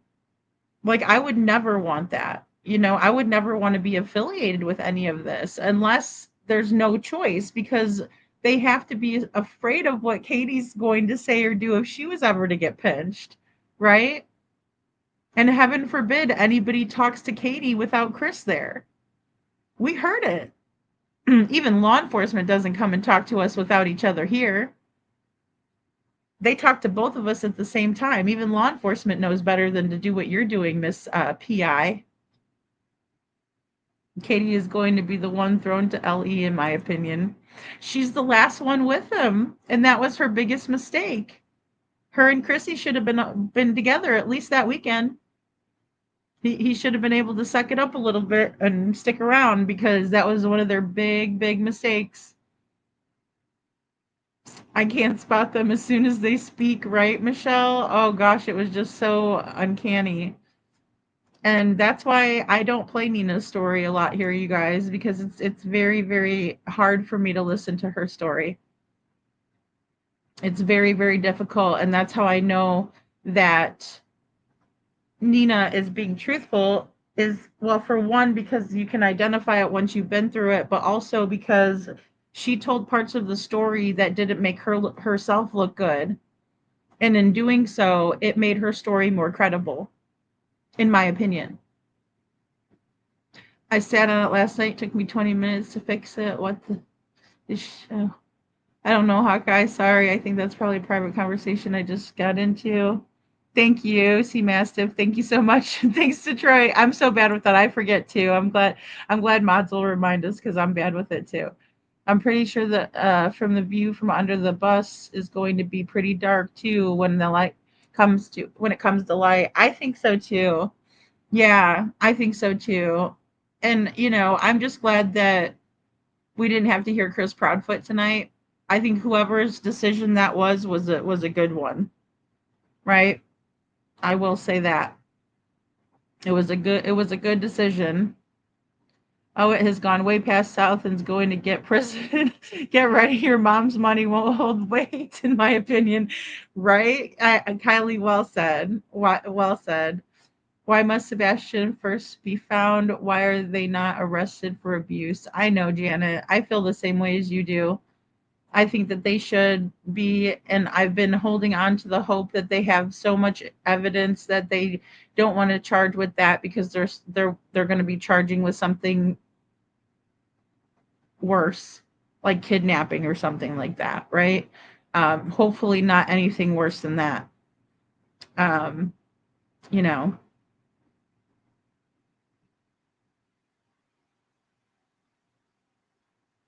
Oh, I know my rights, Hawkeye. Oh my goodness. Yeah. Oh, definitely. Oh, definitely. Well, and that's the thing too. Um, with the amount of trolls coming out, that's why, no one in here is allowed to be here unless they're 21. Right off the bat. Little Miss Sharon says, Kylie, it's probably going to be like Barry Morphew, in my opinion. Oh gosh, Little Miss Sharon, I agree. I agree. And oddly enough, that was one I listened to on the way to Tennessee. Yep. Yep, I heard Barrymore for You, and I just like perked up because it was like a podcast with a bunch of experts. It was really, really good. I should have shared it, you know. Yeah, under the RV skirting. That's another one. Witchy Mama. That's another mistake they made, saying that he was putting up skirting at the end of February. What? Nobody puts up skirting at the end of February, right? Unless you're going to Alaska. Please spare me. Spare me your lies. I live in a freaking camper, Proudfoot. They should have been charged with full endangerment of a child. Willful endangerment of a child. I agree, Michelle. Can you imagine the tension in their house? I bet both sides are miserable humans about now. Oh gosh, that is what you signed up for, KP, in my opinion. Oh gosh, it's got to be like hell. Double L's. It's got to be awful. In my opinion, the one that can help CP and KP are being paid off. Most likely, Susan. Most likely. I mean, you can see the money floating around in there. As soon as Katie got on the panel, Duchess had 50 people in there. When Katie got on there, 50 more people showed up. I have always thought that the Texas Roadhouse with the millions of CCTV cameras was recommended purposely by the Stinky Feet, so it puts KP in the hot spot working alone, no CP insight, and at home alone, in my opinion. Yeah, I mean, you couldn't have got a better setup. You couldn't have got a better setup there. Yeah, really well said, Women's Warrior. This case so far has Ramsey Darlene Router vibe to it. Oh, definitely. It reminds me of Brittany Gosney too. If only they would have taken Katie in for proper questioning, I don't think we would be here right now. I think she would have folded under pressure that very day, right? And they had plenty of time to question Katie by herself at the police station without Chris there. And they decided not to do that, you know? I've watched The Deception Detective and he makes some good points. Oh, we love Deception Detective here. I've reviewed him plenty of times. C Massive, he's very good. Couponing says, how about the phone call CP got on Smiley's? He said it was his daughter and it wasn't. No, it was Terry Lynn. Oh my gosh, yes. That was a big mistake too. But that was all set up in my opinion, because then Katie was like, see, he does talk to his daughter. She called her the daughter, you know? Like, I don't know where Katie comes up with these words. It's kind of funny. I will say it's kind of funny, but also annoying because of where we're at with things. It's like if you didn't think that she was guilty of hurting her son, which it's kind of obvious when she's the last one with him, in my opinion, it might be funny. I might be like, haha, my friend Katie, she says all these crazy, wacky words. She's so funny. But no, it's not funny when it's a kid's missing child's case and she sounds like a lunatic. Holy cow, it was Terry Lynn that called him. Oh, yeah, Babs, it was Terry Lynn that called him. Oh, yeah. Oh, yeah. Terry Lynn was playing both sides to begin with. Yeah, I know a lot of you aren't going to want to hear that, but it is what it is. And, everybody knows now. I was actually in Smiley's the one day when they were talking about this very subject. And I'm like, Smiley, was it really Terry Lynn? And she's like, oh, yeah.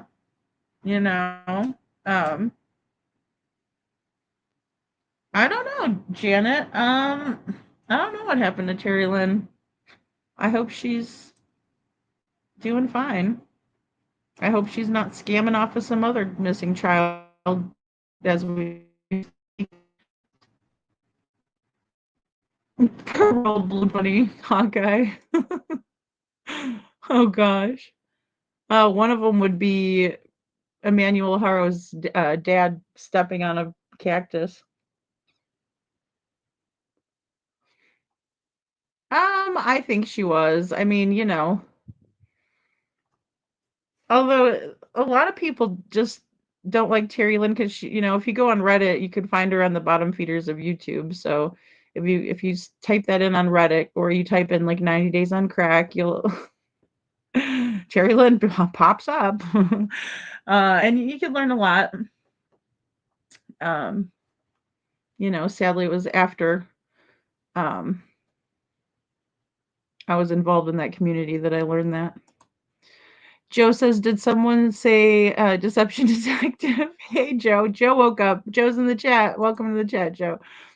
Sadly, I was kind of dedicated to watching her and supporting her, and then shit went so sideways at the courthouse, and I've never watched her since. Yeah, it's been a long time too since I haven't even typed her name in or anything. Bab, same. Yeah, it's unfortunate. There was a case a few years ago where a young man went missing and no one could find him. His mother passed away, and then someone found him stuffed up in the attic a few doors from their home, or a few doors from his home. I don't know if I remember that case, Sea Mastiff. That's sad. My goodness. I still want to know what TL and Mama Socks were having words about at the courthouse.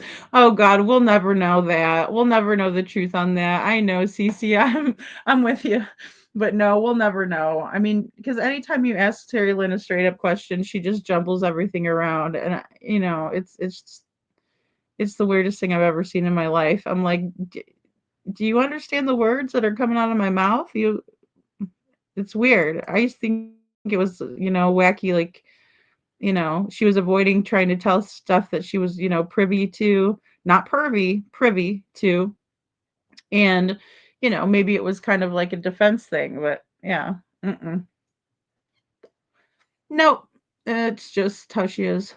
Because she doesn't tell the truth and she doesn't know what lie she's told. So she doesn't want to get caught up. And, in my opinion, I think that TL and CP were very close. Yeah, I just think they've all been friends for years and years. So they've all known each other. And she inserted herself in order to get information. They usually call that a mole. Right? So, I mean, they've all known each other, CC. Like, they've all known each other. Yeah, Katie's talking about the basement. Yeah, that was a big one. That was a big one. Oh, he might be somewhere. He might be in a basement. Well, whose basement? KP definitely should be charged, in my opinion. There's absolutely no evidence he walked out of that home. And I think Janet, that could be another one too. Sorry, just going back to Janet's comment. But yeah, I think that could be another one too, for sure. Um,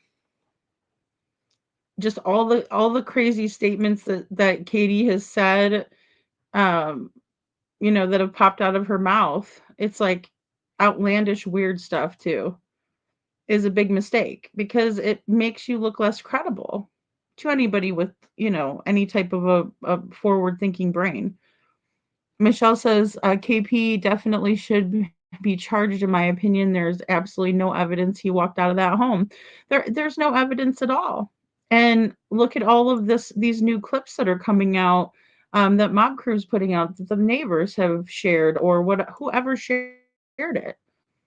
I don't care who shared it. The problem is they're sharing it a little bit too late now. It's been too long. I mean, how many times did it occur to them to start sharing that shit when Seth is up there pleading for his son? I mean, begging and pleading for him. I don't know if Mama Socks did know that, but I reckon CP told Mama things like that, in my opinion.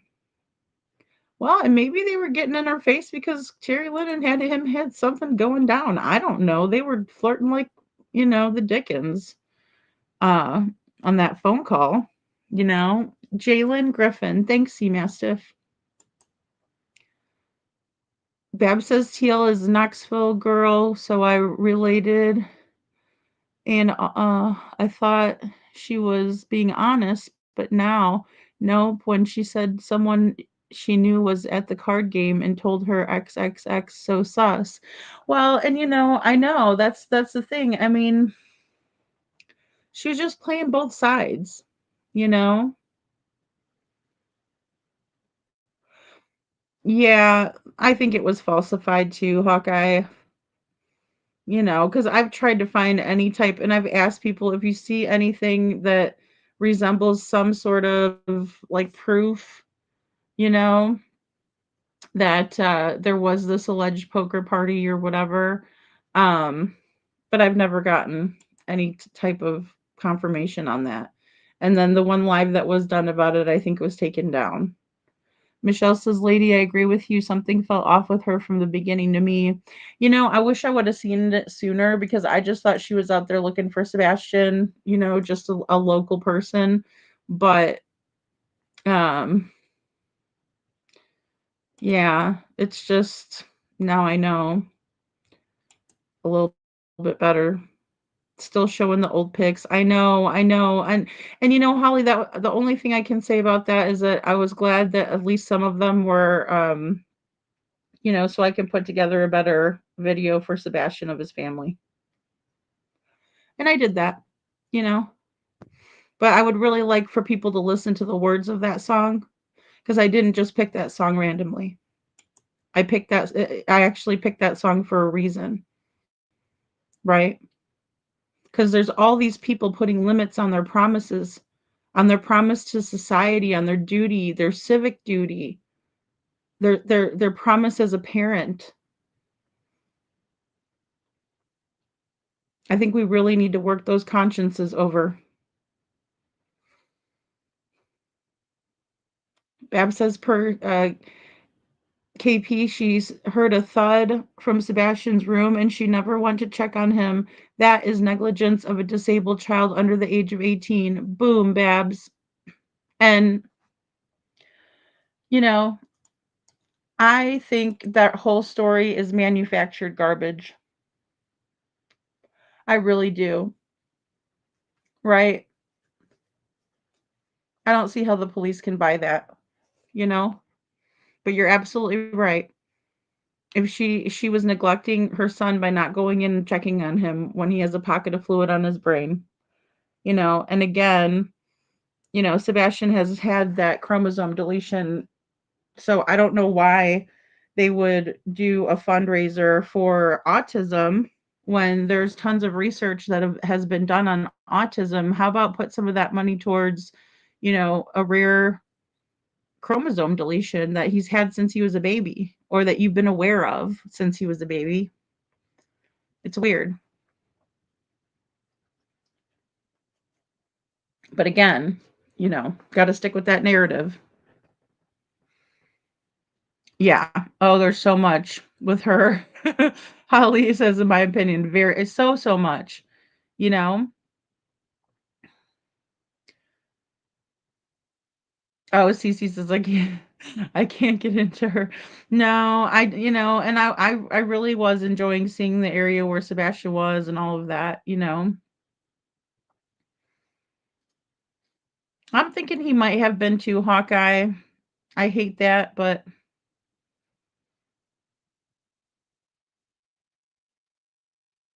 yeah, I don't know if she was with the one. I don't know if that's true. I just know that it's alleged that they didn't, put they didn't give in the camera footage like they should have. Oh, definitely. CP and Kathy give me dirty laundry vibes. Oh, definitely. Little Miss Sharon, they do. Yeah, right? Like burn burn after reading. Oh yeah, I could totally see that. Lady, I've often thought maybe KP was told Sebastian was going to school or something, but once the Sox got a hold of him, they didn't they didn't do what they said they would and told her after the fact. Well, and I've thought about that too, that maybe I mean, I just don't know what school would be keeping Sebastian. Like I don't know who would keep him like this for this long. Oh, Miss Ann says TL hasn't been on for 3 months. Well, let's make it another three. Sorry, there's no love lost. I think Reverend Donna Serafina's vision is spot on, even though I don't get into psychics. Yeah, I can't. I just can't watch it. CC, I've never seen it. I've never seen it. I don't know. Lil Sharon, CP and CB gives me dirty ditty and his mama vibes. In my opinion, Chuchi. Oh my god. That was a good one. She was getting paid, and so was the one guy by Tara to search, and she kept paying her until she didn't answer Tara back, so she stopped paying them both. Oh, okay, Veronica. Hmm, that's interesting. Weird. In my opinion, I don't think Sebastian was even in the house that night after Texas Roadhouse. There's no proof he ever made it home except for CP's story that keeps changing. Well, Babs, I mean, a lot of people think that too.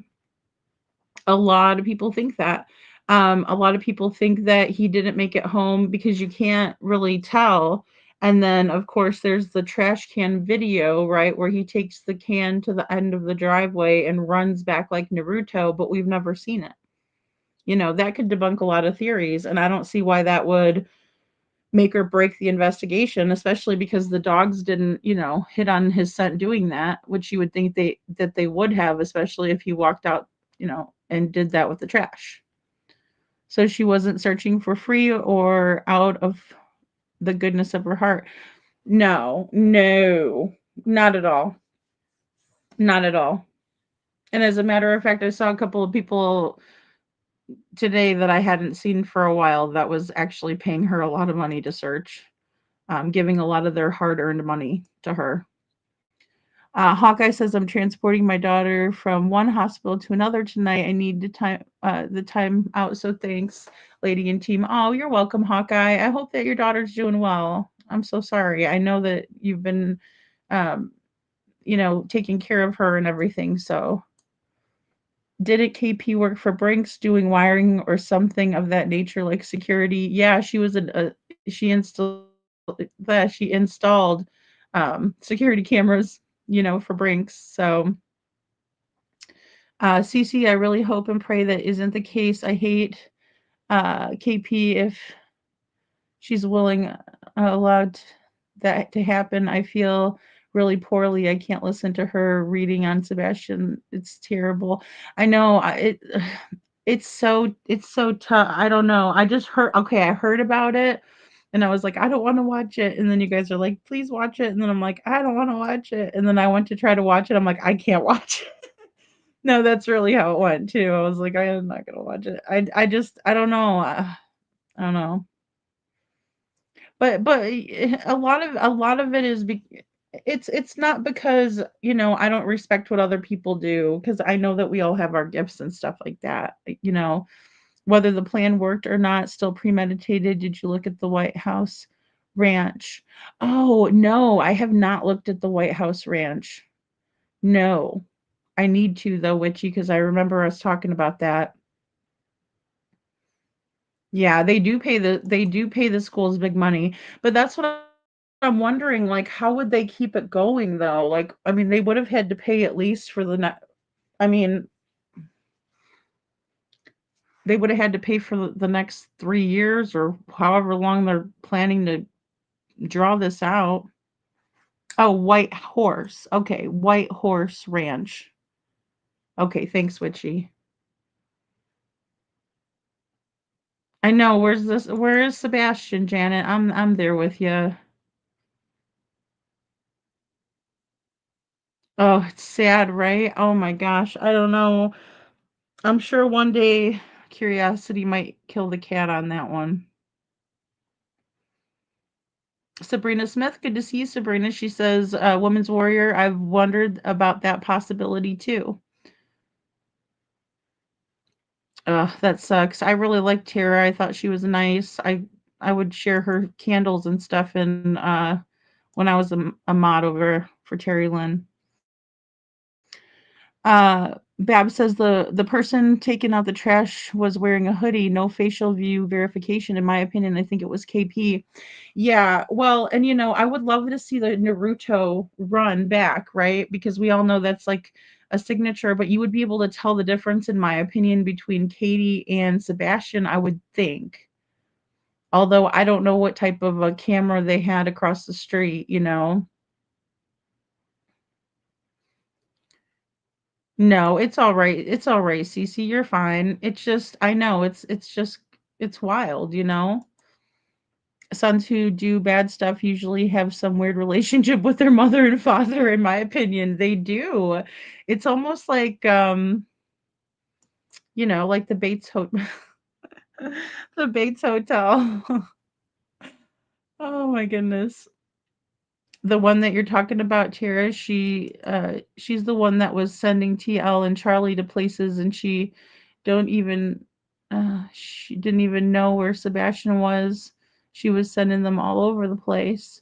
Oh, okay. See, I didn't know that they were sending her. I thought Terry was working with someone else, 'cause she told me a completely different story about some psychic. And then Colin was always in the chat too, and Colin was saying to look over by the towers and stuff. He said he was seeing towers, and then there's a lot of towers in a certain area in Hendersonville. I think I got it on camera. But when I saw the towers, I'm like, oh, I got chills, because I was like, oh my gosh, I remember Colin saying that. Um, Bab says, I don't know what KP said or why or what channel today, but even without watching it, I know in my heart it would be so much BS. Yeah, I mean, she didn't really say anything pertaining to the case, only that she's searching for Sebastian, and um she told some stories about the pictures that she shared, like because they had went to a haunted house. They had um, done a couple of things together. Looked like one was Top Golf. A couple of things that some pictures that we never got to see. I mean, maybe if she shared them on other channels, but it's the first time I've seen a lot of the pictures. So, but nothing recent. More, older pictures. Which, again, like I said, I mean, I thought that part was nice. Oh, good. You guys, sorry guys, I sometimes post up your personal conversations you're having and I don't even notice. I thought they could do a trade. They like to do this house thing. Build houses seems crazy, but seems that they could buy off someone's school, etc. Oh, I see what you're saying. IML. Yeah, I just have a feeling the FBI would be looking into all of the money, a lot of the money transactions.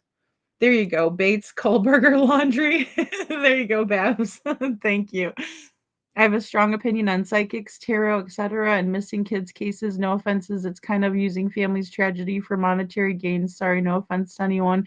Yeah, no, I get what you're saying. I think it's I like to listen to people. I do. I like to listen to people and hear their different, the different things they can bring to the table. But I have recently dealt with some in Devlin's case that I'm like, no, they're totally taking advantage of the situation. In my opinion, from what I was told, to Jessica. So, um, and when they do that, add Barry Morphew. There you go, little Miss Sharon. And whenever they do that, it just makes me wonder. Like, I mean, well, here's my thing. If I was a psychic and I had like a very strong urge, right, to tell like the parents or the family what I thought happened, then I would absolutely, um, I would absolutely go tell them and make sure that they followed up on the lead. Um, and again, I always have to go back to Stevie Stainer's case where the psychic was spot on, except for she couldn't pinpoint exact location. And so they ended up bringing Stevie's grandpa in for a polygraph because he also lived in the area where Stevie was being kept. And before, you know, they could make any other connections to the area, Kenneth Parnell seen a poster of Stevie at the gas station nearby. So, that kind of put the kibosh on that because, her father is angry because he was polygraphed and he had nothing to do with his grandson's disappearance. And, off goes the guy that really has Stevie. So,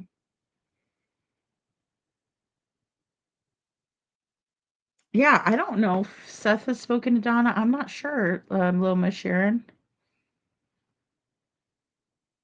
I think some psychics can be very genuine. I do. Yeah, sure. Um, that's true, Babs. That's well said. Yeah, we can all listen to and consider these psychics' opinions. It's just up to us how we interpret their words. Yeah, I agree with that. I just get so hesitant when people say, I wish we could pinpoint a location, I guess is what I'm waiting for. The harm and trauma that they can cause parents is unforgivable, and I don't ever think they should tell them these details, in my opinion. Yeah, well, I get that, and I also wish that they would be a little bit more specific too, because I think maybe if they were, I mean, hell, if they know, um, it makes the true, real ones look bad. Yes, I do believe in having an ability, but not everyone has the same abilities. Yeah, I believe that too, Veronica. I do. And I mean, I've seen cases where psychics have helped. I always use Stevie Stainer's as a reference. But there's a lot of them that have helped a lot, you know. Um, and they don't go to the parents typically. They go to law enforcement and they work hand in hand with law enforcement. And I think that's the big difference too. Because I don't think any parent wants to hear all of those gruesome details, you know? Yeah. And then and also, then the police can go check it out too. Not a Christian, but don't bash the belief of a man in the sky, but please don't bash the good psychics or readings. Yeah, exactly, Witchy. And that's true. And we all have different things to bring to the table. It's like anything else, if we don't possess that kind of gift, then we wouldn't understand it. So I think, there's a big difference. And I also think that if I was to consult a psychic, I would get someone who is not local to the area, right? Because I mean, yeah, anybody could do like a web search, but if you're local to the area, it's a lot easier to hear things like hearsay and then say, "Oh, I had this, vision or something," And I think that that could be a little bit dangerous in terms of, just what I've been it's probably more so what I've been dealing with as of late, to be honest. Because I just think that people I just think that it puts the family in a more vulnerable situation. Um, like the one girl saying that she sits in the same spot as Devlin did and gets a feeling, and I mean, maybe she does, but I don't know. It didn't lead us any closer. And then they were telling, Jessica about the gravel pits, but that was something that was talked about in the Facebook groups in the first couple weeks. So I don't know. Oh, okay. Donna said she spoke with Seth but was mindful. Okay. I didn't even know that they spoke together. You should go and watch. Well, I'll put it in my Discord because this one person is excellent. Okay. Yeah. Thanks, Veronica. Yeah, definitely. And if you guys didn't get the link for the Discord, definitely grab that link for Discord. It's on the members only page. Um, we were having a good time in there today. Not an advocate, but Donna was spot on with what happened to the children and crazy cult mom and her husband. Oh, which one? Lori Vallow, or was it I mean, I kind of, well, I guess it wouldn't, it'd have to be that one because I guess Ruby Frank's husband wasn't really in on it. If the parents are okay to receive the information, then that's their choice. And when they're ready or prepared for it is when I mean by my comment. Yeah, oh yeah, Women's Warrior. Yeah. And don't get me wrong, Jessica wanted to have that reading. She did. She made the decision, so um good night, Hawkeye. Thank you very much. Thank you. Jennifer Coffindaffer said FBI only did so much on this case, uh, what they were asked to do. See, that's not very that doesn't make me feel very good. you know, Too many psychics on Sebastian's channels. I don't know. I haven't seen a whole lot of psychics on Sebastian. I have not. I do remember the Donna Serafina reading. I do. I do. I know people were telling me to go listen. Um, yeah, it's their choice. I just don't know if people really know what they're getting themselves into with that as well. Um, See, and I don't know. I would ask anybody. I'm going to tell you right now, guys. I would ask anybody for help. It wouldn't matter. You know. I think Sebastian will be found. Definitely, Janet. Oh yeah, I think he will be. You know. Oh, that's cool. That's cool, Witchy. Yeah, I don't do any social media platform readings, just private readings only. Yeah. I mean, I don't think it's a bad thing either way. Um, Lori Vallow. Okay. Thanks, guys. Lori Vallow. Yeah. And you can figure it out with Chi Chi and Little Miss Sharon's help. Thanks, ladies. Michelle says I tried watching one, but a whole time she said Sebastian was talking and telling, "Hey, did you hear that?" every 5 minutes. No, I didn't hear nothing. Oh, okay. See, it's hard to you see, and I don't understand some of the ways they get to they get to their information. But I mean, I don't care how they get there as long as they get there, you know what I mean? Like, it doesn't matter to me. I'm right there for it. But we all listen every day, everything about Sebastian, just waiting for the truth. I know, Janet. I know.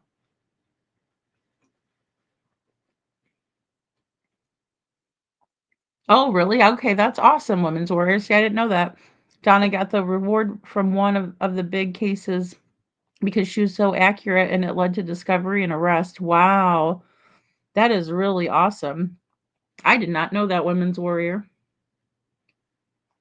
We all have the choice to watch the channels or not. That's so true, Babs. Yeah. Someone said a while back, and please excuse me, they said they believe Sebastian will be found or come back on his 18th birthday. I've heard that too, Sea Mastiff. I have. Yeah. Which he says there's psychics everywhere in this case. See, and I'm just probably missing them. Yes, I think I would ask and accept for help. I would, Michelle. I really would. Yeah, okay, Lori's case. Okay, wow. Little Miss Sharon says, no problem, easy peasy. We get through meditation, spirit, and God, goodness, or God, goddess, source. Okay. Yeah. I mean, I think so many people can bring so many different things to the table. I mean, at this point, I would like to see us all start over from scratch, I guess, but there's so much stuff that's been deleted also, which is awful. Um, we're all waiting on the truth, but we have the choice what we do watch or listen to. Yeah, and I mean, I think that a lot of times, especially with Sebastian's case, you know, we've had to rely on information coming from not so credible sources, right? And then when it is a credible source or should be a credible source, we find ourselves scratching our heads afterwards because we're like, what the heck was that? And that's not what we have been following in this case, whatsoever. It's pretty sad when we have one news anchor that brings out this lights video and then they retract their statement. It's so confusing and not helpful. Okay, Witchy Mama says everything gets broken down into energy. It's just a matter of turning into it. Oh, tuning into it. Thank you. Yeah, and I think intuition is a big thing. And we talk about it a lot here too. I always say trust my gut, and I think that's probably, a little bit of that too, Witchy, and I probably just don't even understand it enough, to know. But it's like I was telling you guys the other night, I was researching Devlin and, I heard something in my head just say, and, it wasn't his voice or anything. I mean, but it was just tell my story, and then all of a sudden I saw all these, posts from Devlin, right? It was weird. And it wasn't on his Facebook. It wasn't, I wasn't searching him. I was searching something completely different.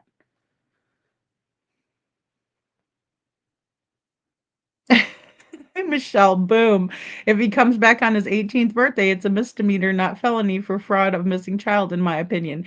Yeah, and I mean, I think they'll try to get away with it, but then maybe that's where we can see some other charges come into play. Like, I'm sure if that happens, um, Seth will probably make sure, that something happens out of that.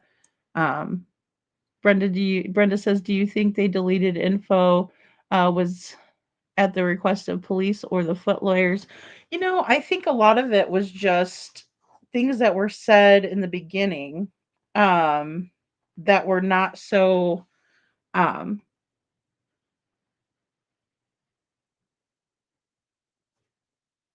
how do I say it? Mm, I mean, it was stuff that didn't look good on the Proud Feet, you know. So their people were deleting stuff. Um, I don't delete videos.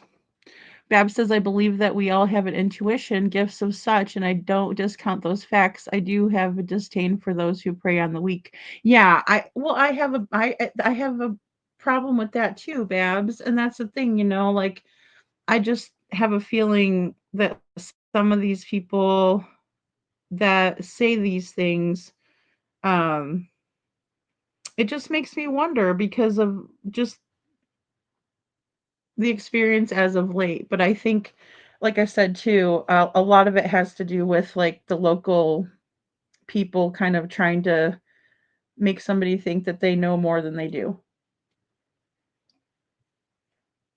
But that was already stuff that was already talked about, you know, in the very beginning. And so much so that, some people were saying, which I do have a phone call scheduled tomorrow morning, another phone call. So I should get some clarification on Devlin's search. Um, but they were saying that his son ended up by the gravel pit. So if Sebastian comes back at 18 is the only person who was right. Yeah.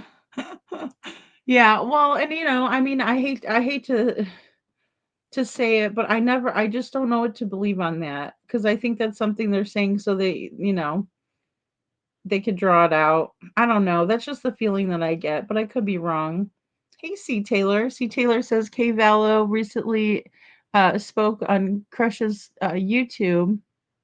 She said the psychic info was incorrect. She even spoke with LE because the reward was being requested from Donna. LE said they didn't know who Donna was. Really? Oh, shoot. I didn't. Okay. See, and guys, I have to be honest, when they started with that storm business, I was out. I was like, I am, I don't read romance novels, and I'm certainly not going to listen to this shiz nizzle. No, no, I don't like to hear about other people's sex life. It grosses me out. Bab says, if Sebastian returns, sorry, no, I didn't read this one. If Sebastian returns at 18, then they are both compliant of filing false reports, and I hope they do time. Yeah, I think they could get them on a lot, right? False reporting, they could get them. I mean, the list goes on. If I don't know. I have mixed feelings on it, to be honest. I mean, anything's possible. I can't say no, guys. Sebastian's not going to come back when he's 18. That's bogus. Which I do think that there's a fair amount of bogusness in it, because I think it's just smoke and mirrors. Have you not seen any of Reverend Donna's work? She showed FBI where Tylee and JJ were buried, what he was wearing, and did a timestamp before they found them as proof. It was amazing. Oh, I didn't know that she helped find Tylee and JJ. No, I did not know that. Maybe you have more than you think you know. You just have to open yourself up. Yeah, Veronica, right? Yeah, I wonder about that too. Like I said, because that was weird the other day. I was like, kind of, kind of really freaked me out. Um, I've wondered if Donna might be right about the place she described. Unfortunately, I don't believe anyone looked. They were warned to stay off any family properties. Oh, so she said he was on a family property, Michelle? Okay. Huh. Kay Woodstock, or sorry, Kay Woodcock, and that's the grandma to Tylee and JJ. Recently spoke on Crush's YouTube. Kay said the psychic info was incorrect. She even spoke with LE because the reward was being requested. And LE said they didn't even know who Donna was. Wow. Oh, you're thinking it maybe to protect the Proudfoots also? Dang. Babs. Yeah, I know exactly. Steve Fishy, for one, he's not a psychic. He's just a grifter. He seems to make his way to cases when, it's all said and done. He's like, "Hey, I got a drone." you know, we all are a gift. Yes, we trust, but always listen to your gut. I do. I do. I think every time I have it, I've regretted it terribly, and so that's why I do. If I get a feeling about something, I go with it. You know. Justice for Sebastian. Please, Jesus, bring Sebastian home. We will never stop praying. Aw. Thank you, Janet. And I'm praying with you. I think all of these things are good. I think everything that we can do to bring Sebastian home is a good thing. Even getting out more pictures of him, even today. Like there might be somebody on TikTok that I is following me, and I put a couple videos up of Sebastian today, and maybe it will make somebody listen, you know?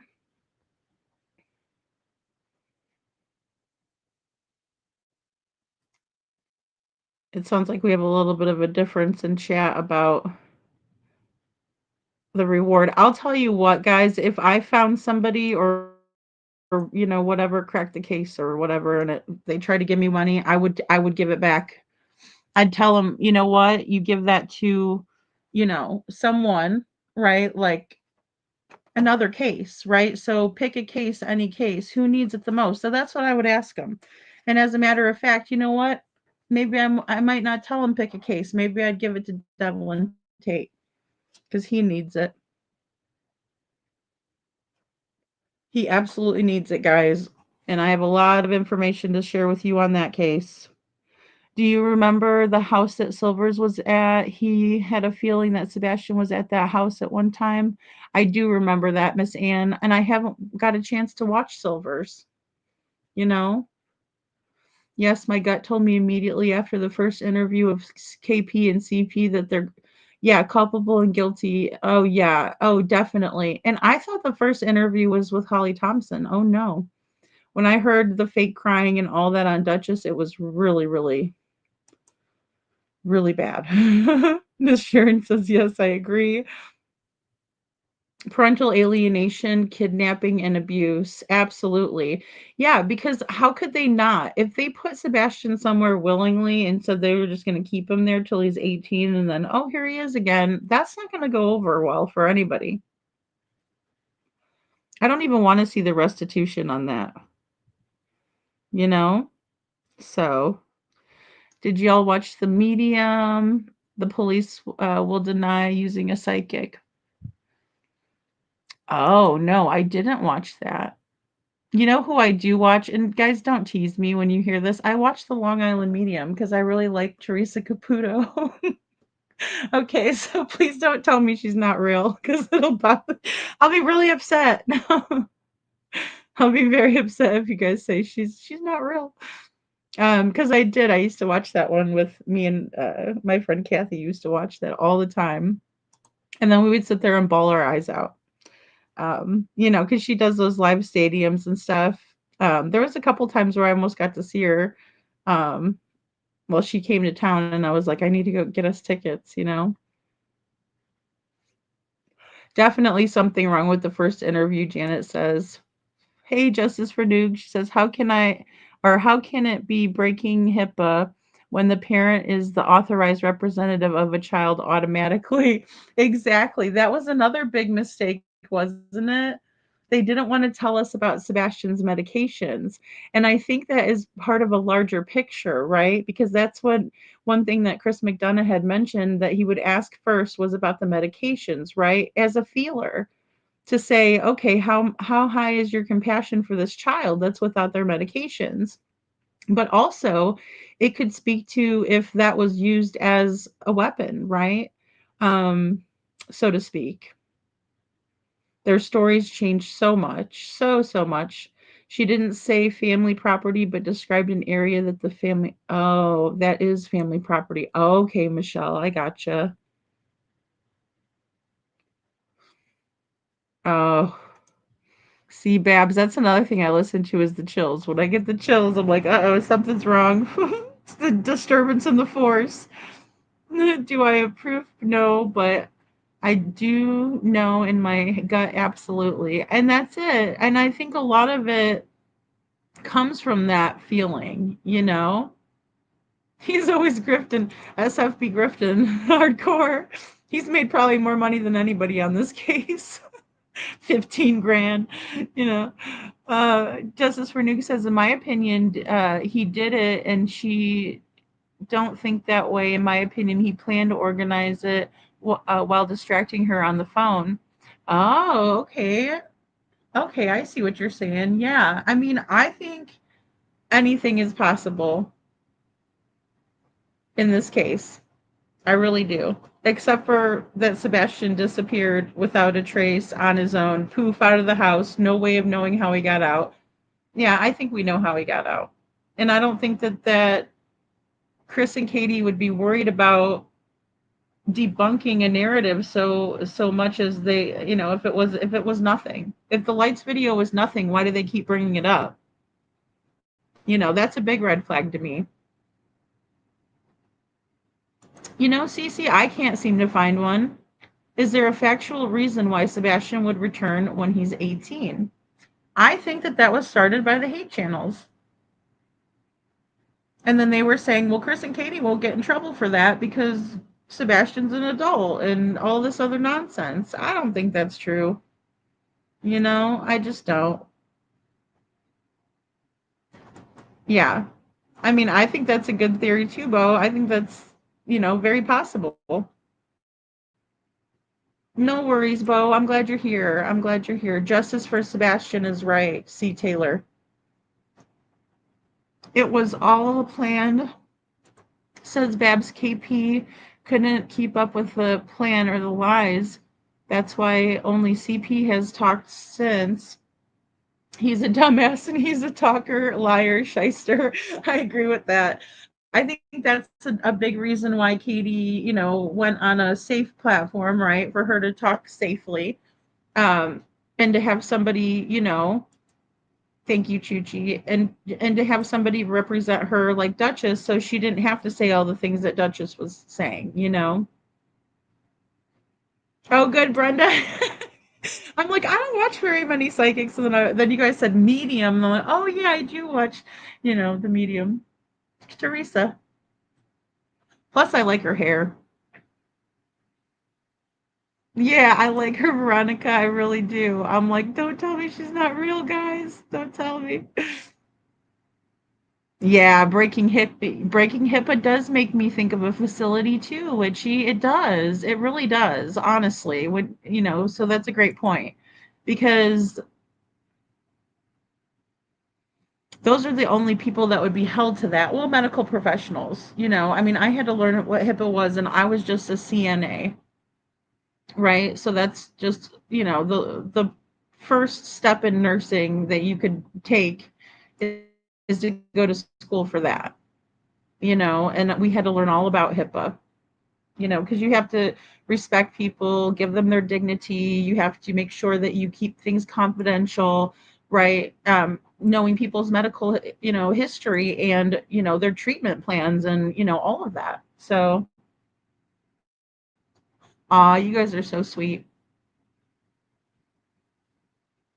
Yes, Sebastian is on meds. When were his meds last filled? I know, and no one wanted to say that, right? And I think that's a big reason why maybe Seth was thinking at some point. I'm not sure, if that's still, his main theory or if it was ever a main theory. Maybe it was just a theory. Um, that maybe there could have been an OD situation or, that's how Katie would have, medicated him to get out of the house. I don't know if the rewards are taxed. I would think they would be. But I think that like you could probably just give it to the FBI in another case, like roll it over, and say, thank you. I appreciate you guys giving me this reward, but I would like it to go towards another missing child.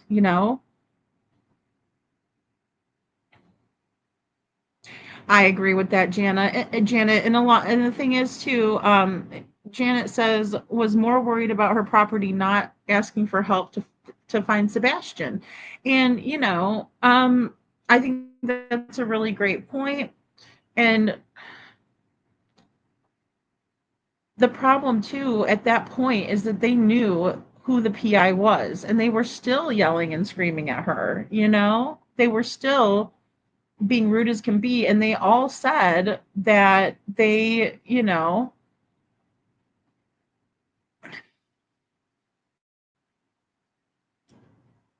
I mean, they knew who Heather was. I'll just put it that way. They knew who Heather was.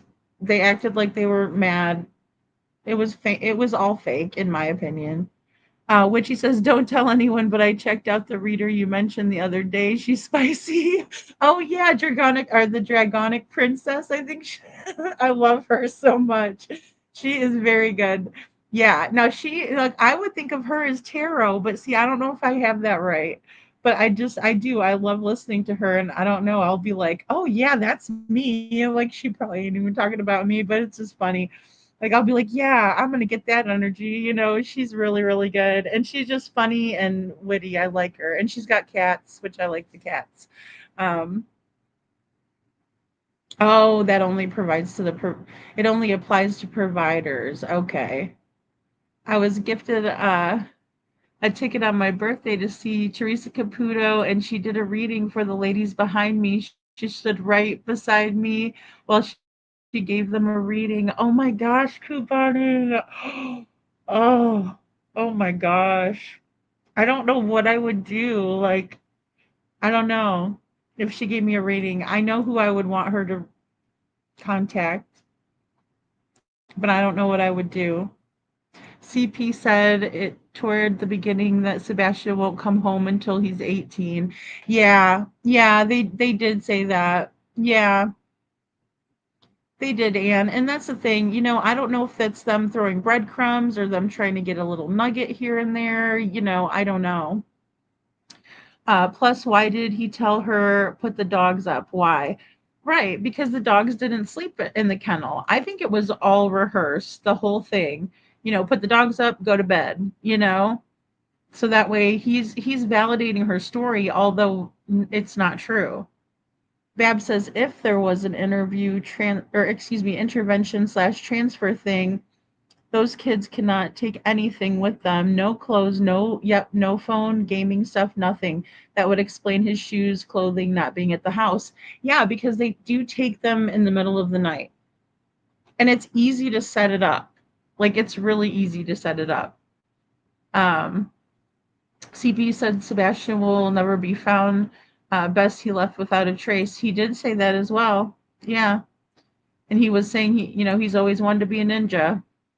Sammy, good to see you, Sammy. Allegedly, CP's alibi was confirmed for putting on a skirt, etc., outside till midnight. But the alibi guy doesn't mention CP being on the phone while he was outside doing the skirt on Monday, work uh, work night till midnight. Oh yeah, that is a good point, Sammy. That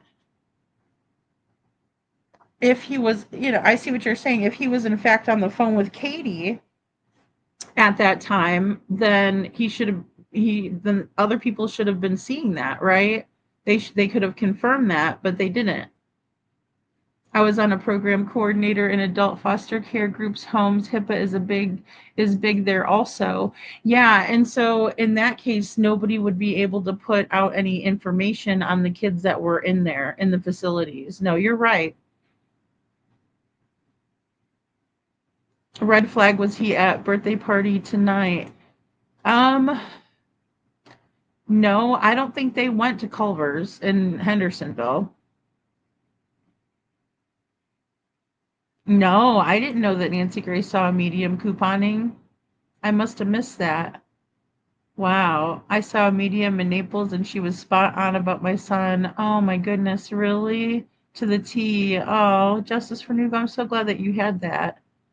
Because that's good. Like, see, that those are the good experiences that I love to hear. And then I hate like what you was saying earlier. It's like the bad ones are make a bad name for everybody.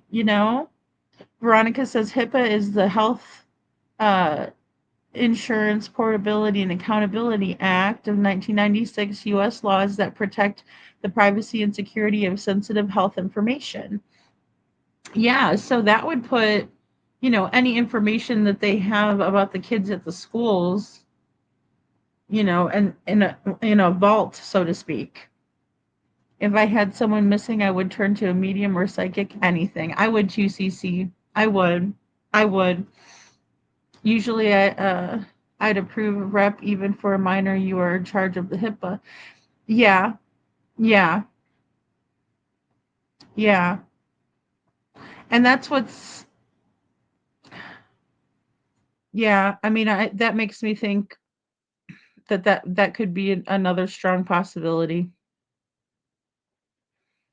Yeah, I mean, some people, might be just saying that, like I said, these ones, I don't know. I wasn't too thrilled. Justice says I've been appointed rep lots of times for children's records. Yeah, thank you for sharing that too, Justice for Nude, because it puts it in the perspective for us. So being in the health field and people that work for them, we can give out names with diagnosis. That's a HIPAA violation, but for a parent can say what they want if the child is under 18. Yeah, and that's the thing. I mean, Chris was sitting right next to Katie and he said, whoa, whoa, whoa, that's a HIPAA violation. And it wasn't. Well, for one, they're not held to HIPAA. So that's a great point, Veronica. Thank you. Little Miss Sharon says, I refuse to speak with the dead. I have 4 exes up there and I'm totally done with them. P.S. I didn't put them there. Little Miss Sharon, I was not side-eyeing you. I promise. No, they're just certain people. The vehicles and lights in the cemetery the night before convinced me it was premeditated, and that is heartbreaking in my opinion. Yeah, oh, absolutely. If all of that activity is actually cars that have to do with Sebastian being missing, oh, we just need to get that over to the police. And I'm not talking about, I'm not talking about Sumner County. They've already had their chance. I have also been or I have also she told me things that no one knew except for me, and so that's why I trust the good ones, but I don't believe the BS ones. Yeah, yeah. Well, and that's the thing. If there's something, that's the little piece that makes people understand that somebody is being genuine and real. So Cece says I don't believe that guy at all. Chris equals HIPAA violation. Chris is a HIPAA violation, right, Chuchi? I've gone to psychics before. I book under a friend's name and give the friend cash to put it on their card, really quickly if they read on your friend uh for you that they're looking up. Oh, they're gonna be looking you up. I got you, Witchy. Oh, that's smart. Yeah, because they're looking under the wrong person. So you're like testing to see. Oh, that's so smart. There you go. That's how you do it. Babs says KP can say anything she wants to regarding her son's health issues. She's not said anything except dogging him. I agree. And I think that's the saddest part of the whole thing, right? Is that Katie has never been honest. Chuchi Sleuth says that's his way of telling us none of your business or none of our business. Exactly. Yeah, definitely. Veronica. He's a life violation. He's violated all of our lives. Is there some kind of a class action lawsuit? Oh no, I'm just kidding. We don't want to do that. Justice Renewed says lights going back to house could have been him kicking the door. Then he shut the light off, got into a car also. I just think there's got to be more to the lights video because they're not letting go of it and they're really upset when we talk about it. I just trust people, or I trust people too quickly, but I learned and still learning who and what to trust, asking Jesus to lead me. Yeah, Janet. And, I think that's the biggest thing. Like, when people are looking for answers, spirituality and looking within is one of the biggest things that we can do. Pray on it, or whatever brings us that peace. Like I was telling everybody, I used to like to just go to the river and be in nature, and that was where I felt peaceful and one with nature and God. So um lady, the thing is, we think of these cases like law abiding citizens when criminals can hide millions of children. Trafficking medication can be found on the street if necessary. Yeah. And I mean, I think that the green hoodie may have been handing off some kind of medication. She did some handoff with Katie, in my opinion, no matter what Sumner County officers say. Sammy says, I think the 18 was strategic for potential jury because no Sebastian, no proof of passing. Yeah, convinced he's coming back, can't be guilty beyond a reasonable doubt. Yeah, in my opinion, and I think so too, Sammy. I think that has a big thing to do with it because otherwise, why would they be pushing that narrative? And it's always different narratives. I had a cassette record and gifted it to Teresa Caputo because I knew she liked using them. Aw, that's so sweet, couponing. Aw. And I love your avatar, by the way. Has anyone wondered how someone who doesn't know the meaning of pervy could be getting away with so much? Brenda, that does baffle me. That absolutely baffles me.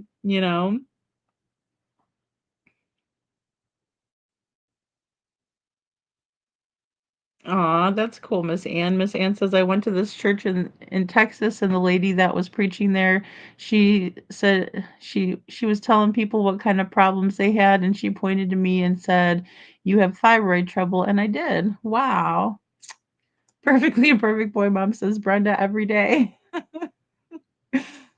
The person who five of us went to, she took no names, no information before we came, so I knew she was real. She had absolutely no way of knowing prior to who we all were when it in one we all went in one at a time. Oh wow, Veronica. See, that would convince me, you know.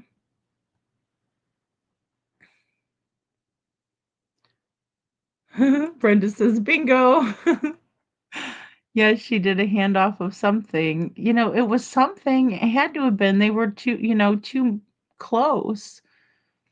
Yeah, absolutely, couponing. That is so cool. I'm so glad that you got to stand so close. Did you resist the urge to touch? I would be like, I'm not trying to touch your hair, Teresa, but I'm going to. Like, her hair is so cool. Um, and Craddock, yeah, Craddock went ahead and cleared the green hoodie, so nothing to see here. That was very odd. You know. I think Green Hoodie was involved, Bab says. It was dismissed so fast. All of this shit went down in the Texas Roadhouse days before that evening. Why was Katie taking pictures of Sebastian eating? And then sends them to Chris, which is very strange. Or he said that he got the pictures, but then again, we see them on the Yellow Jackets phone. And yes, the lights video and the lady that was walking prior when everyone was searching, I do believe something else was there at one point. Yeah, I mean, I can't believe there was so much activity right there, and we're just now finding out about it. But then again, it was visited, so it's like we're revisiting it, but it was already visited with the what you call it, the graveyard. So could have been get controlled substance from Green Hoodie to give to him. I'm wondering if that's what it is. I mean, because it was so fast, unless they passed off like a phone or, I was thinking of all the things they could have passed off. It really could have been anything, a key, a phone, drugs, something. She was looking around the restaurant for someone. Yeah, she sure was. Ugh, gosh, I know any of these people, Janet. The whole cemetery likes from Mob is really eye-opening. I'm gonna have to watch the latest one because I didn't get a chance to watch it. I don't think anything happened at Texas Roadhouse, but I do think she was preparing for the night and was nervous and anxious. Yeah, I mean, she definitely was looking around. Um, I'm thinking that maybe something went awry, because the green hoodie and there was some kind of commotion, and then she was like, "Oh, whatever," and she walked away. I don't know. I just really think that there's something more to the Texas Roadhouse. And then also just being there and seeing it. Yeah, I don't know. I think maybe something was supposed to go down and it didn't. But Brenda, exactly. I love the creator that's always talking about how limited CPS vocab is, and you can tell when KP has taught him a new word. Shaking in my head. Sorry, not CPS, CPs. Oh my gosh. Yeah. that is funny. That's funny. Or he learned a new word somewhere. He just doesn't know how to say it. Yeah, and Green Hoodie was, yeah, nearly running when she left. I saw an astrology for Mystics with Jen. Yeah, yeah. Everybody, KP looking around, woman in black looking around. Something went on there. And then who was she taking pictures for? And then all of a sudden they were on the Yellow Jackets phone. I mean, you can see them come into focus. It was Sebastian. It's bizarre. I agree it was planned and KP was looking for someone and trying to play it off. So you guys think that maybe she was looking for the green hoodie lady? Green hoodie shim? Texas Roadhouse to, in my opinion, she's doing digital setup for an alibi later on if needed. Well, and she did say that they sent him to Chris, but nobody comes out with any type of receipts, and it drives me bananas. And look at Sebastian as he was walking out. Sebastian knew something was up. He never took his eyes off the green hoodie and the transaction. I agree with that, Babs. Totally. Yeah. Yeah. And that's what really made me take a second look at it too, because just and also Sebastian was supposed to be going in one direction and Katie changes his direction completely and makes him go around the ashtray instead of, through through the uh, easement, if you want to call it that, um, between the pillar and the ashtray. Yeah, and I don't know, maybe I just think something could have went awry there. It just looks like something was supposed to go down that didn't.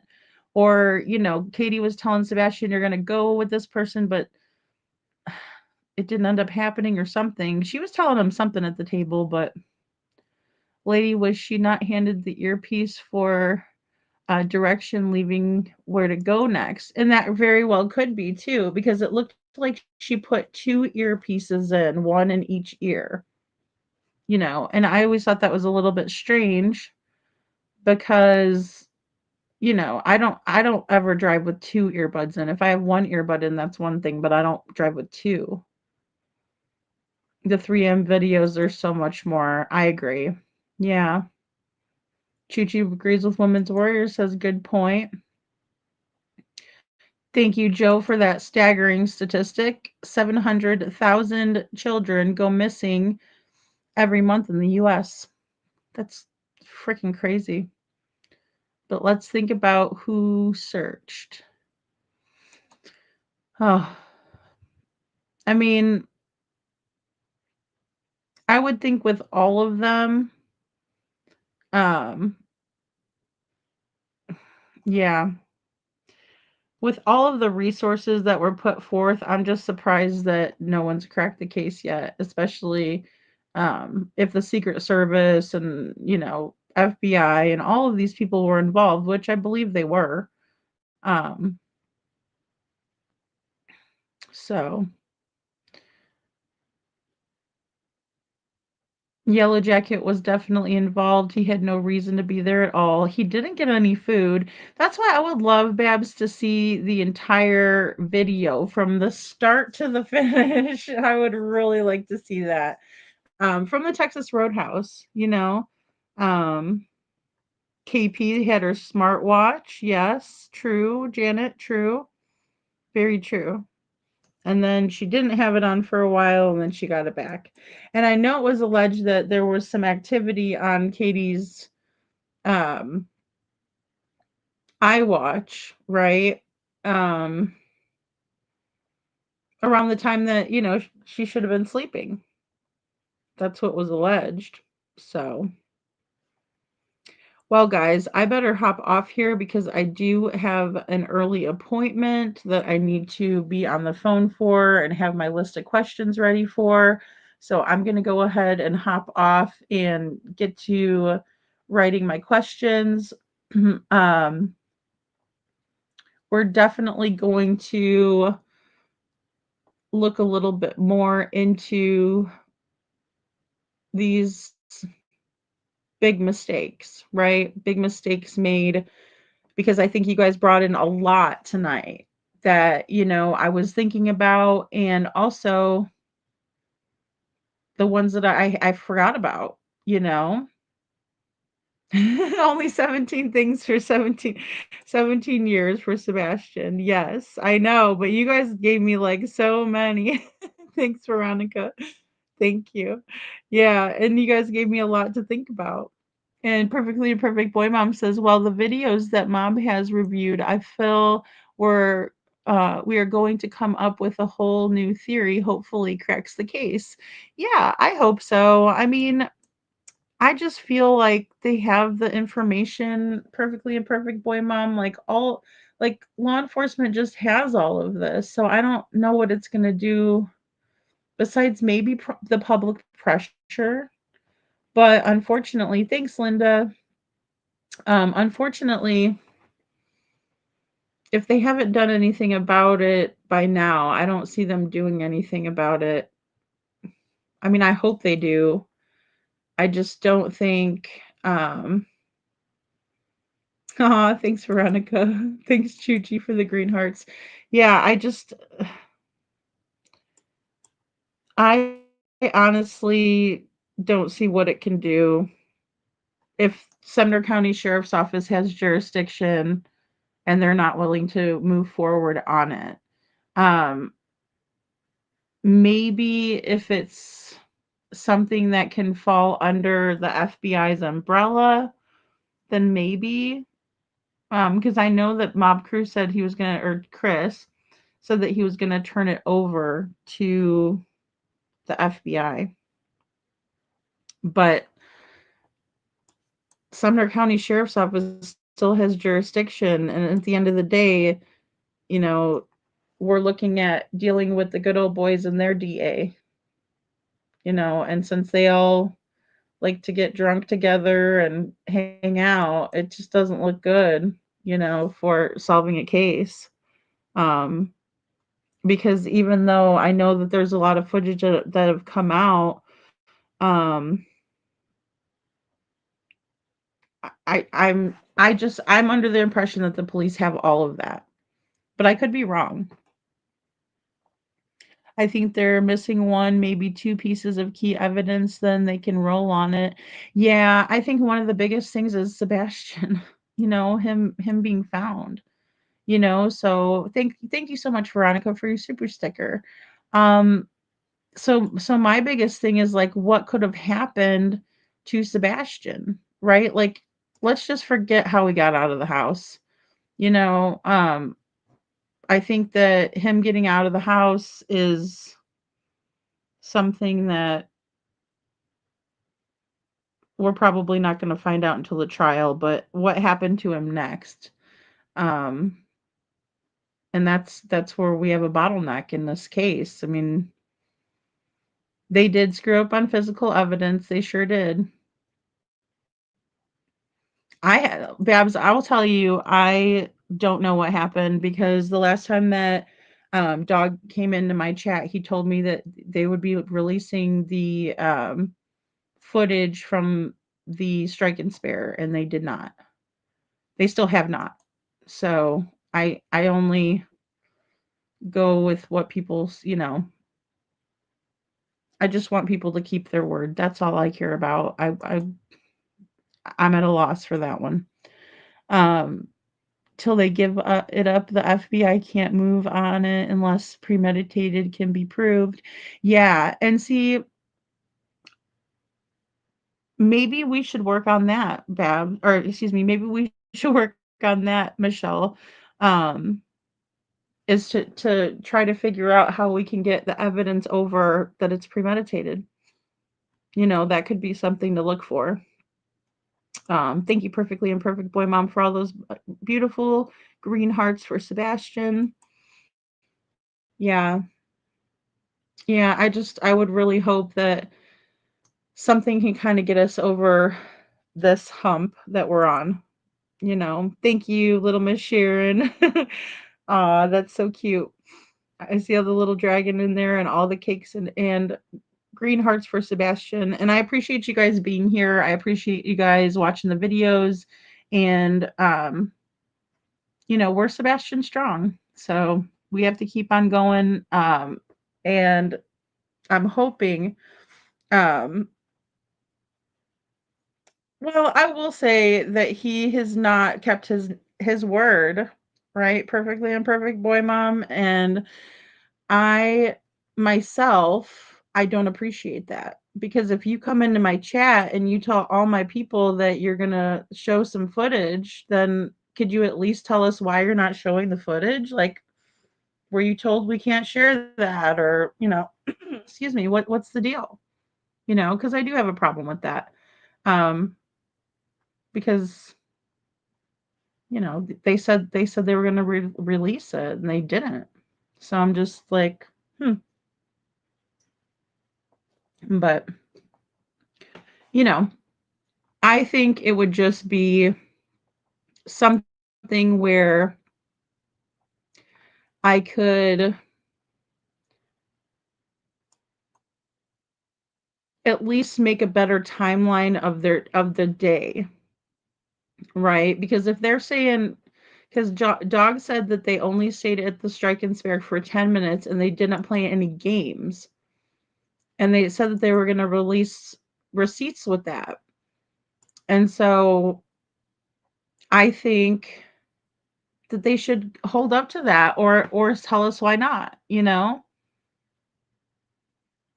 Yeah, he did. They did have the tragedy, Veronica, and I did do a video for them for that, and I don't know how that's gone, either, but I do know that this was after that had happened, that he came in. So I don't know. Maybe he just forgot. But I would like to know what's going on there, just because um and hopefully they will put it out. Um Yeah, the updates are few and far between. Yeah, the updates have been, I mean,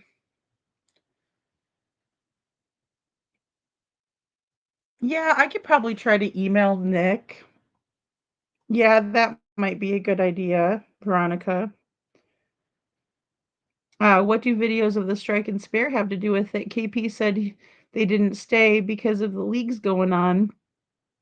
Well, she said that they played games though, Babs, and so like I was expecting them to like, just play the arcades, like that strike and spare. They have so many different things you could do there besides bowling. Like it's kind of reminds me of a Dave and Buster's sorta. I don't know if you guys have ever been to Dave and Buster's, but they do have a Dave and Buster's in the area also because I saw it. So yeah, I don't know. I don't know what's going on there. I'd like to know more about what's going on there, but um yeah, to pacify us, just to pacify us. That's true, Michelle. Yeah, I don't know, but it's weird. Like all of a sudden,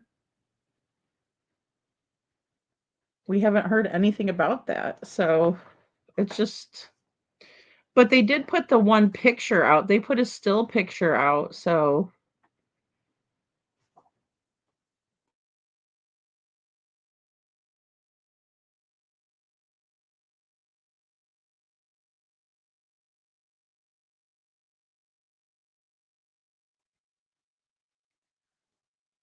all right, guys. Well, we'll just leave it at that. Hopefully, we can get some clarification. I would just like to know whether um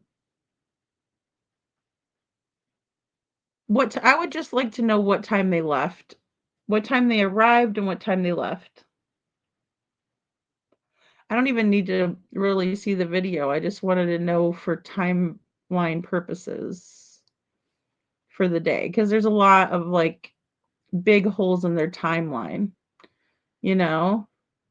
I don't believe anything they say either, Janet. That's why I was like, can we see the proof? Like, can we see the footage? Um, Couponing, thank you so much. Sebastian Wayne Drake Rogers, aw, and the hearts and the birthday, I guess it would be like birthday hats. Yeah, so and again, guys, we're not gonna stop. We're gonna keep going. Like I said, I'm working on getting a Discord together where we can share information on Sebastian's case and hopefully um, start from the beginning and kind of work our way through. I have a lot of things that I can post in there that, we can put um, into a timeline or something like that. So we're going to be working on that. And um, yeah, we have faith. I think he will be found. Definitely. I do, Janet. I am no doubt about it. That's not just something I'm saying. And that's where I get a gut feeling. Just like I had a gut feeling about when Sheriff Morrison came out in the Travis Decker case, and he said the very thing that I had said a couple nights before about Chris and Katie. And what I said is that it only takes one mistake for us to catch them and break everything open. Only takes one mistake, right? And he said the same thing when it came to finding Travis Decker. And he wasn't playing around. He found Travis Decker, right? So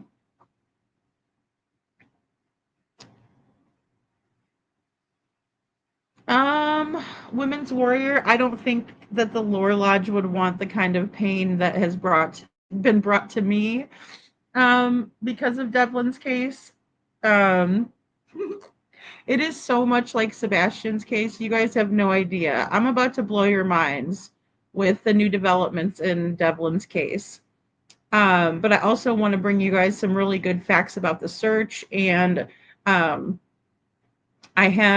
I'm working on that. That's part of my phone call for tomorrow, but I would be very hesitant um, to ask the Aidens to do that, especially after what they went through in Sebastian's case. Um,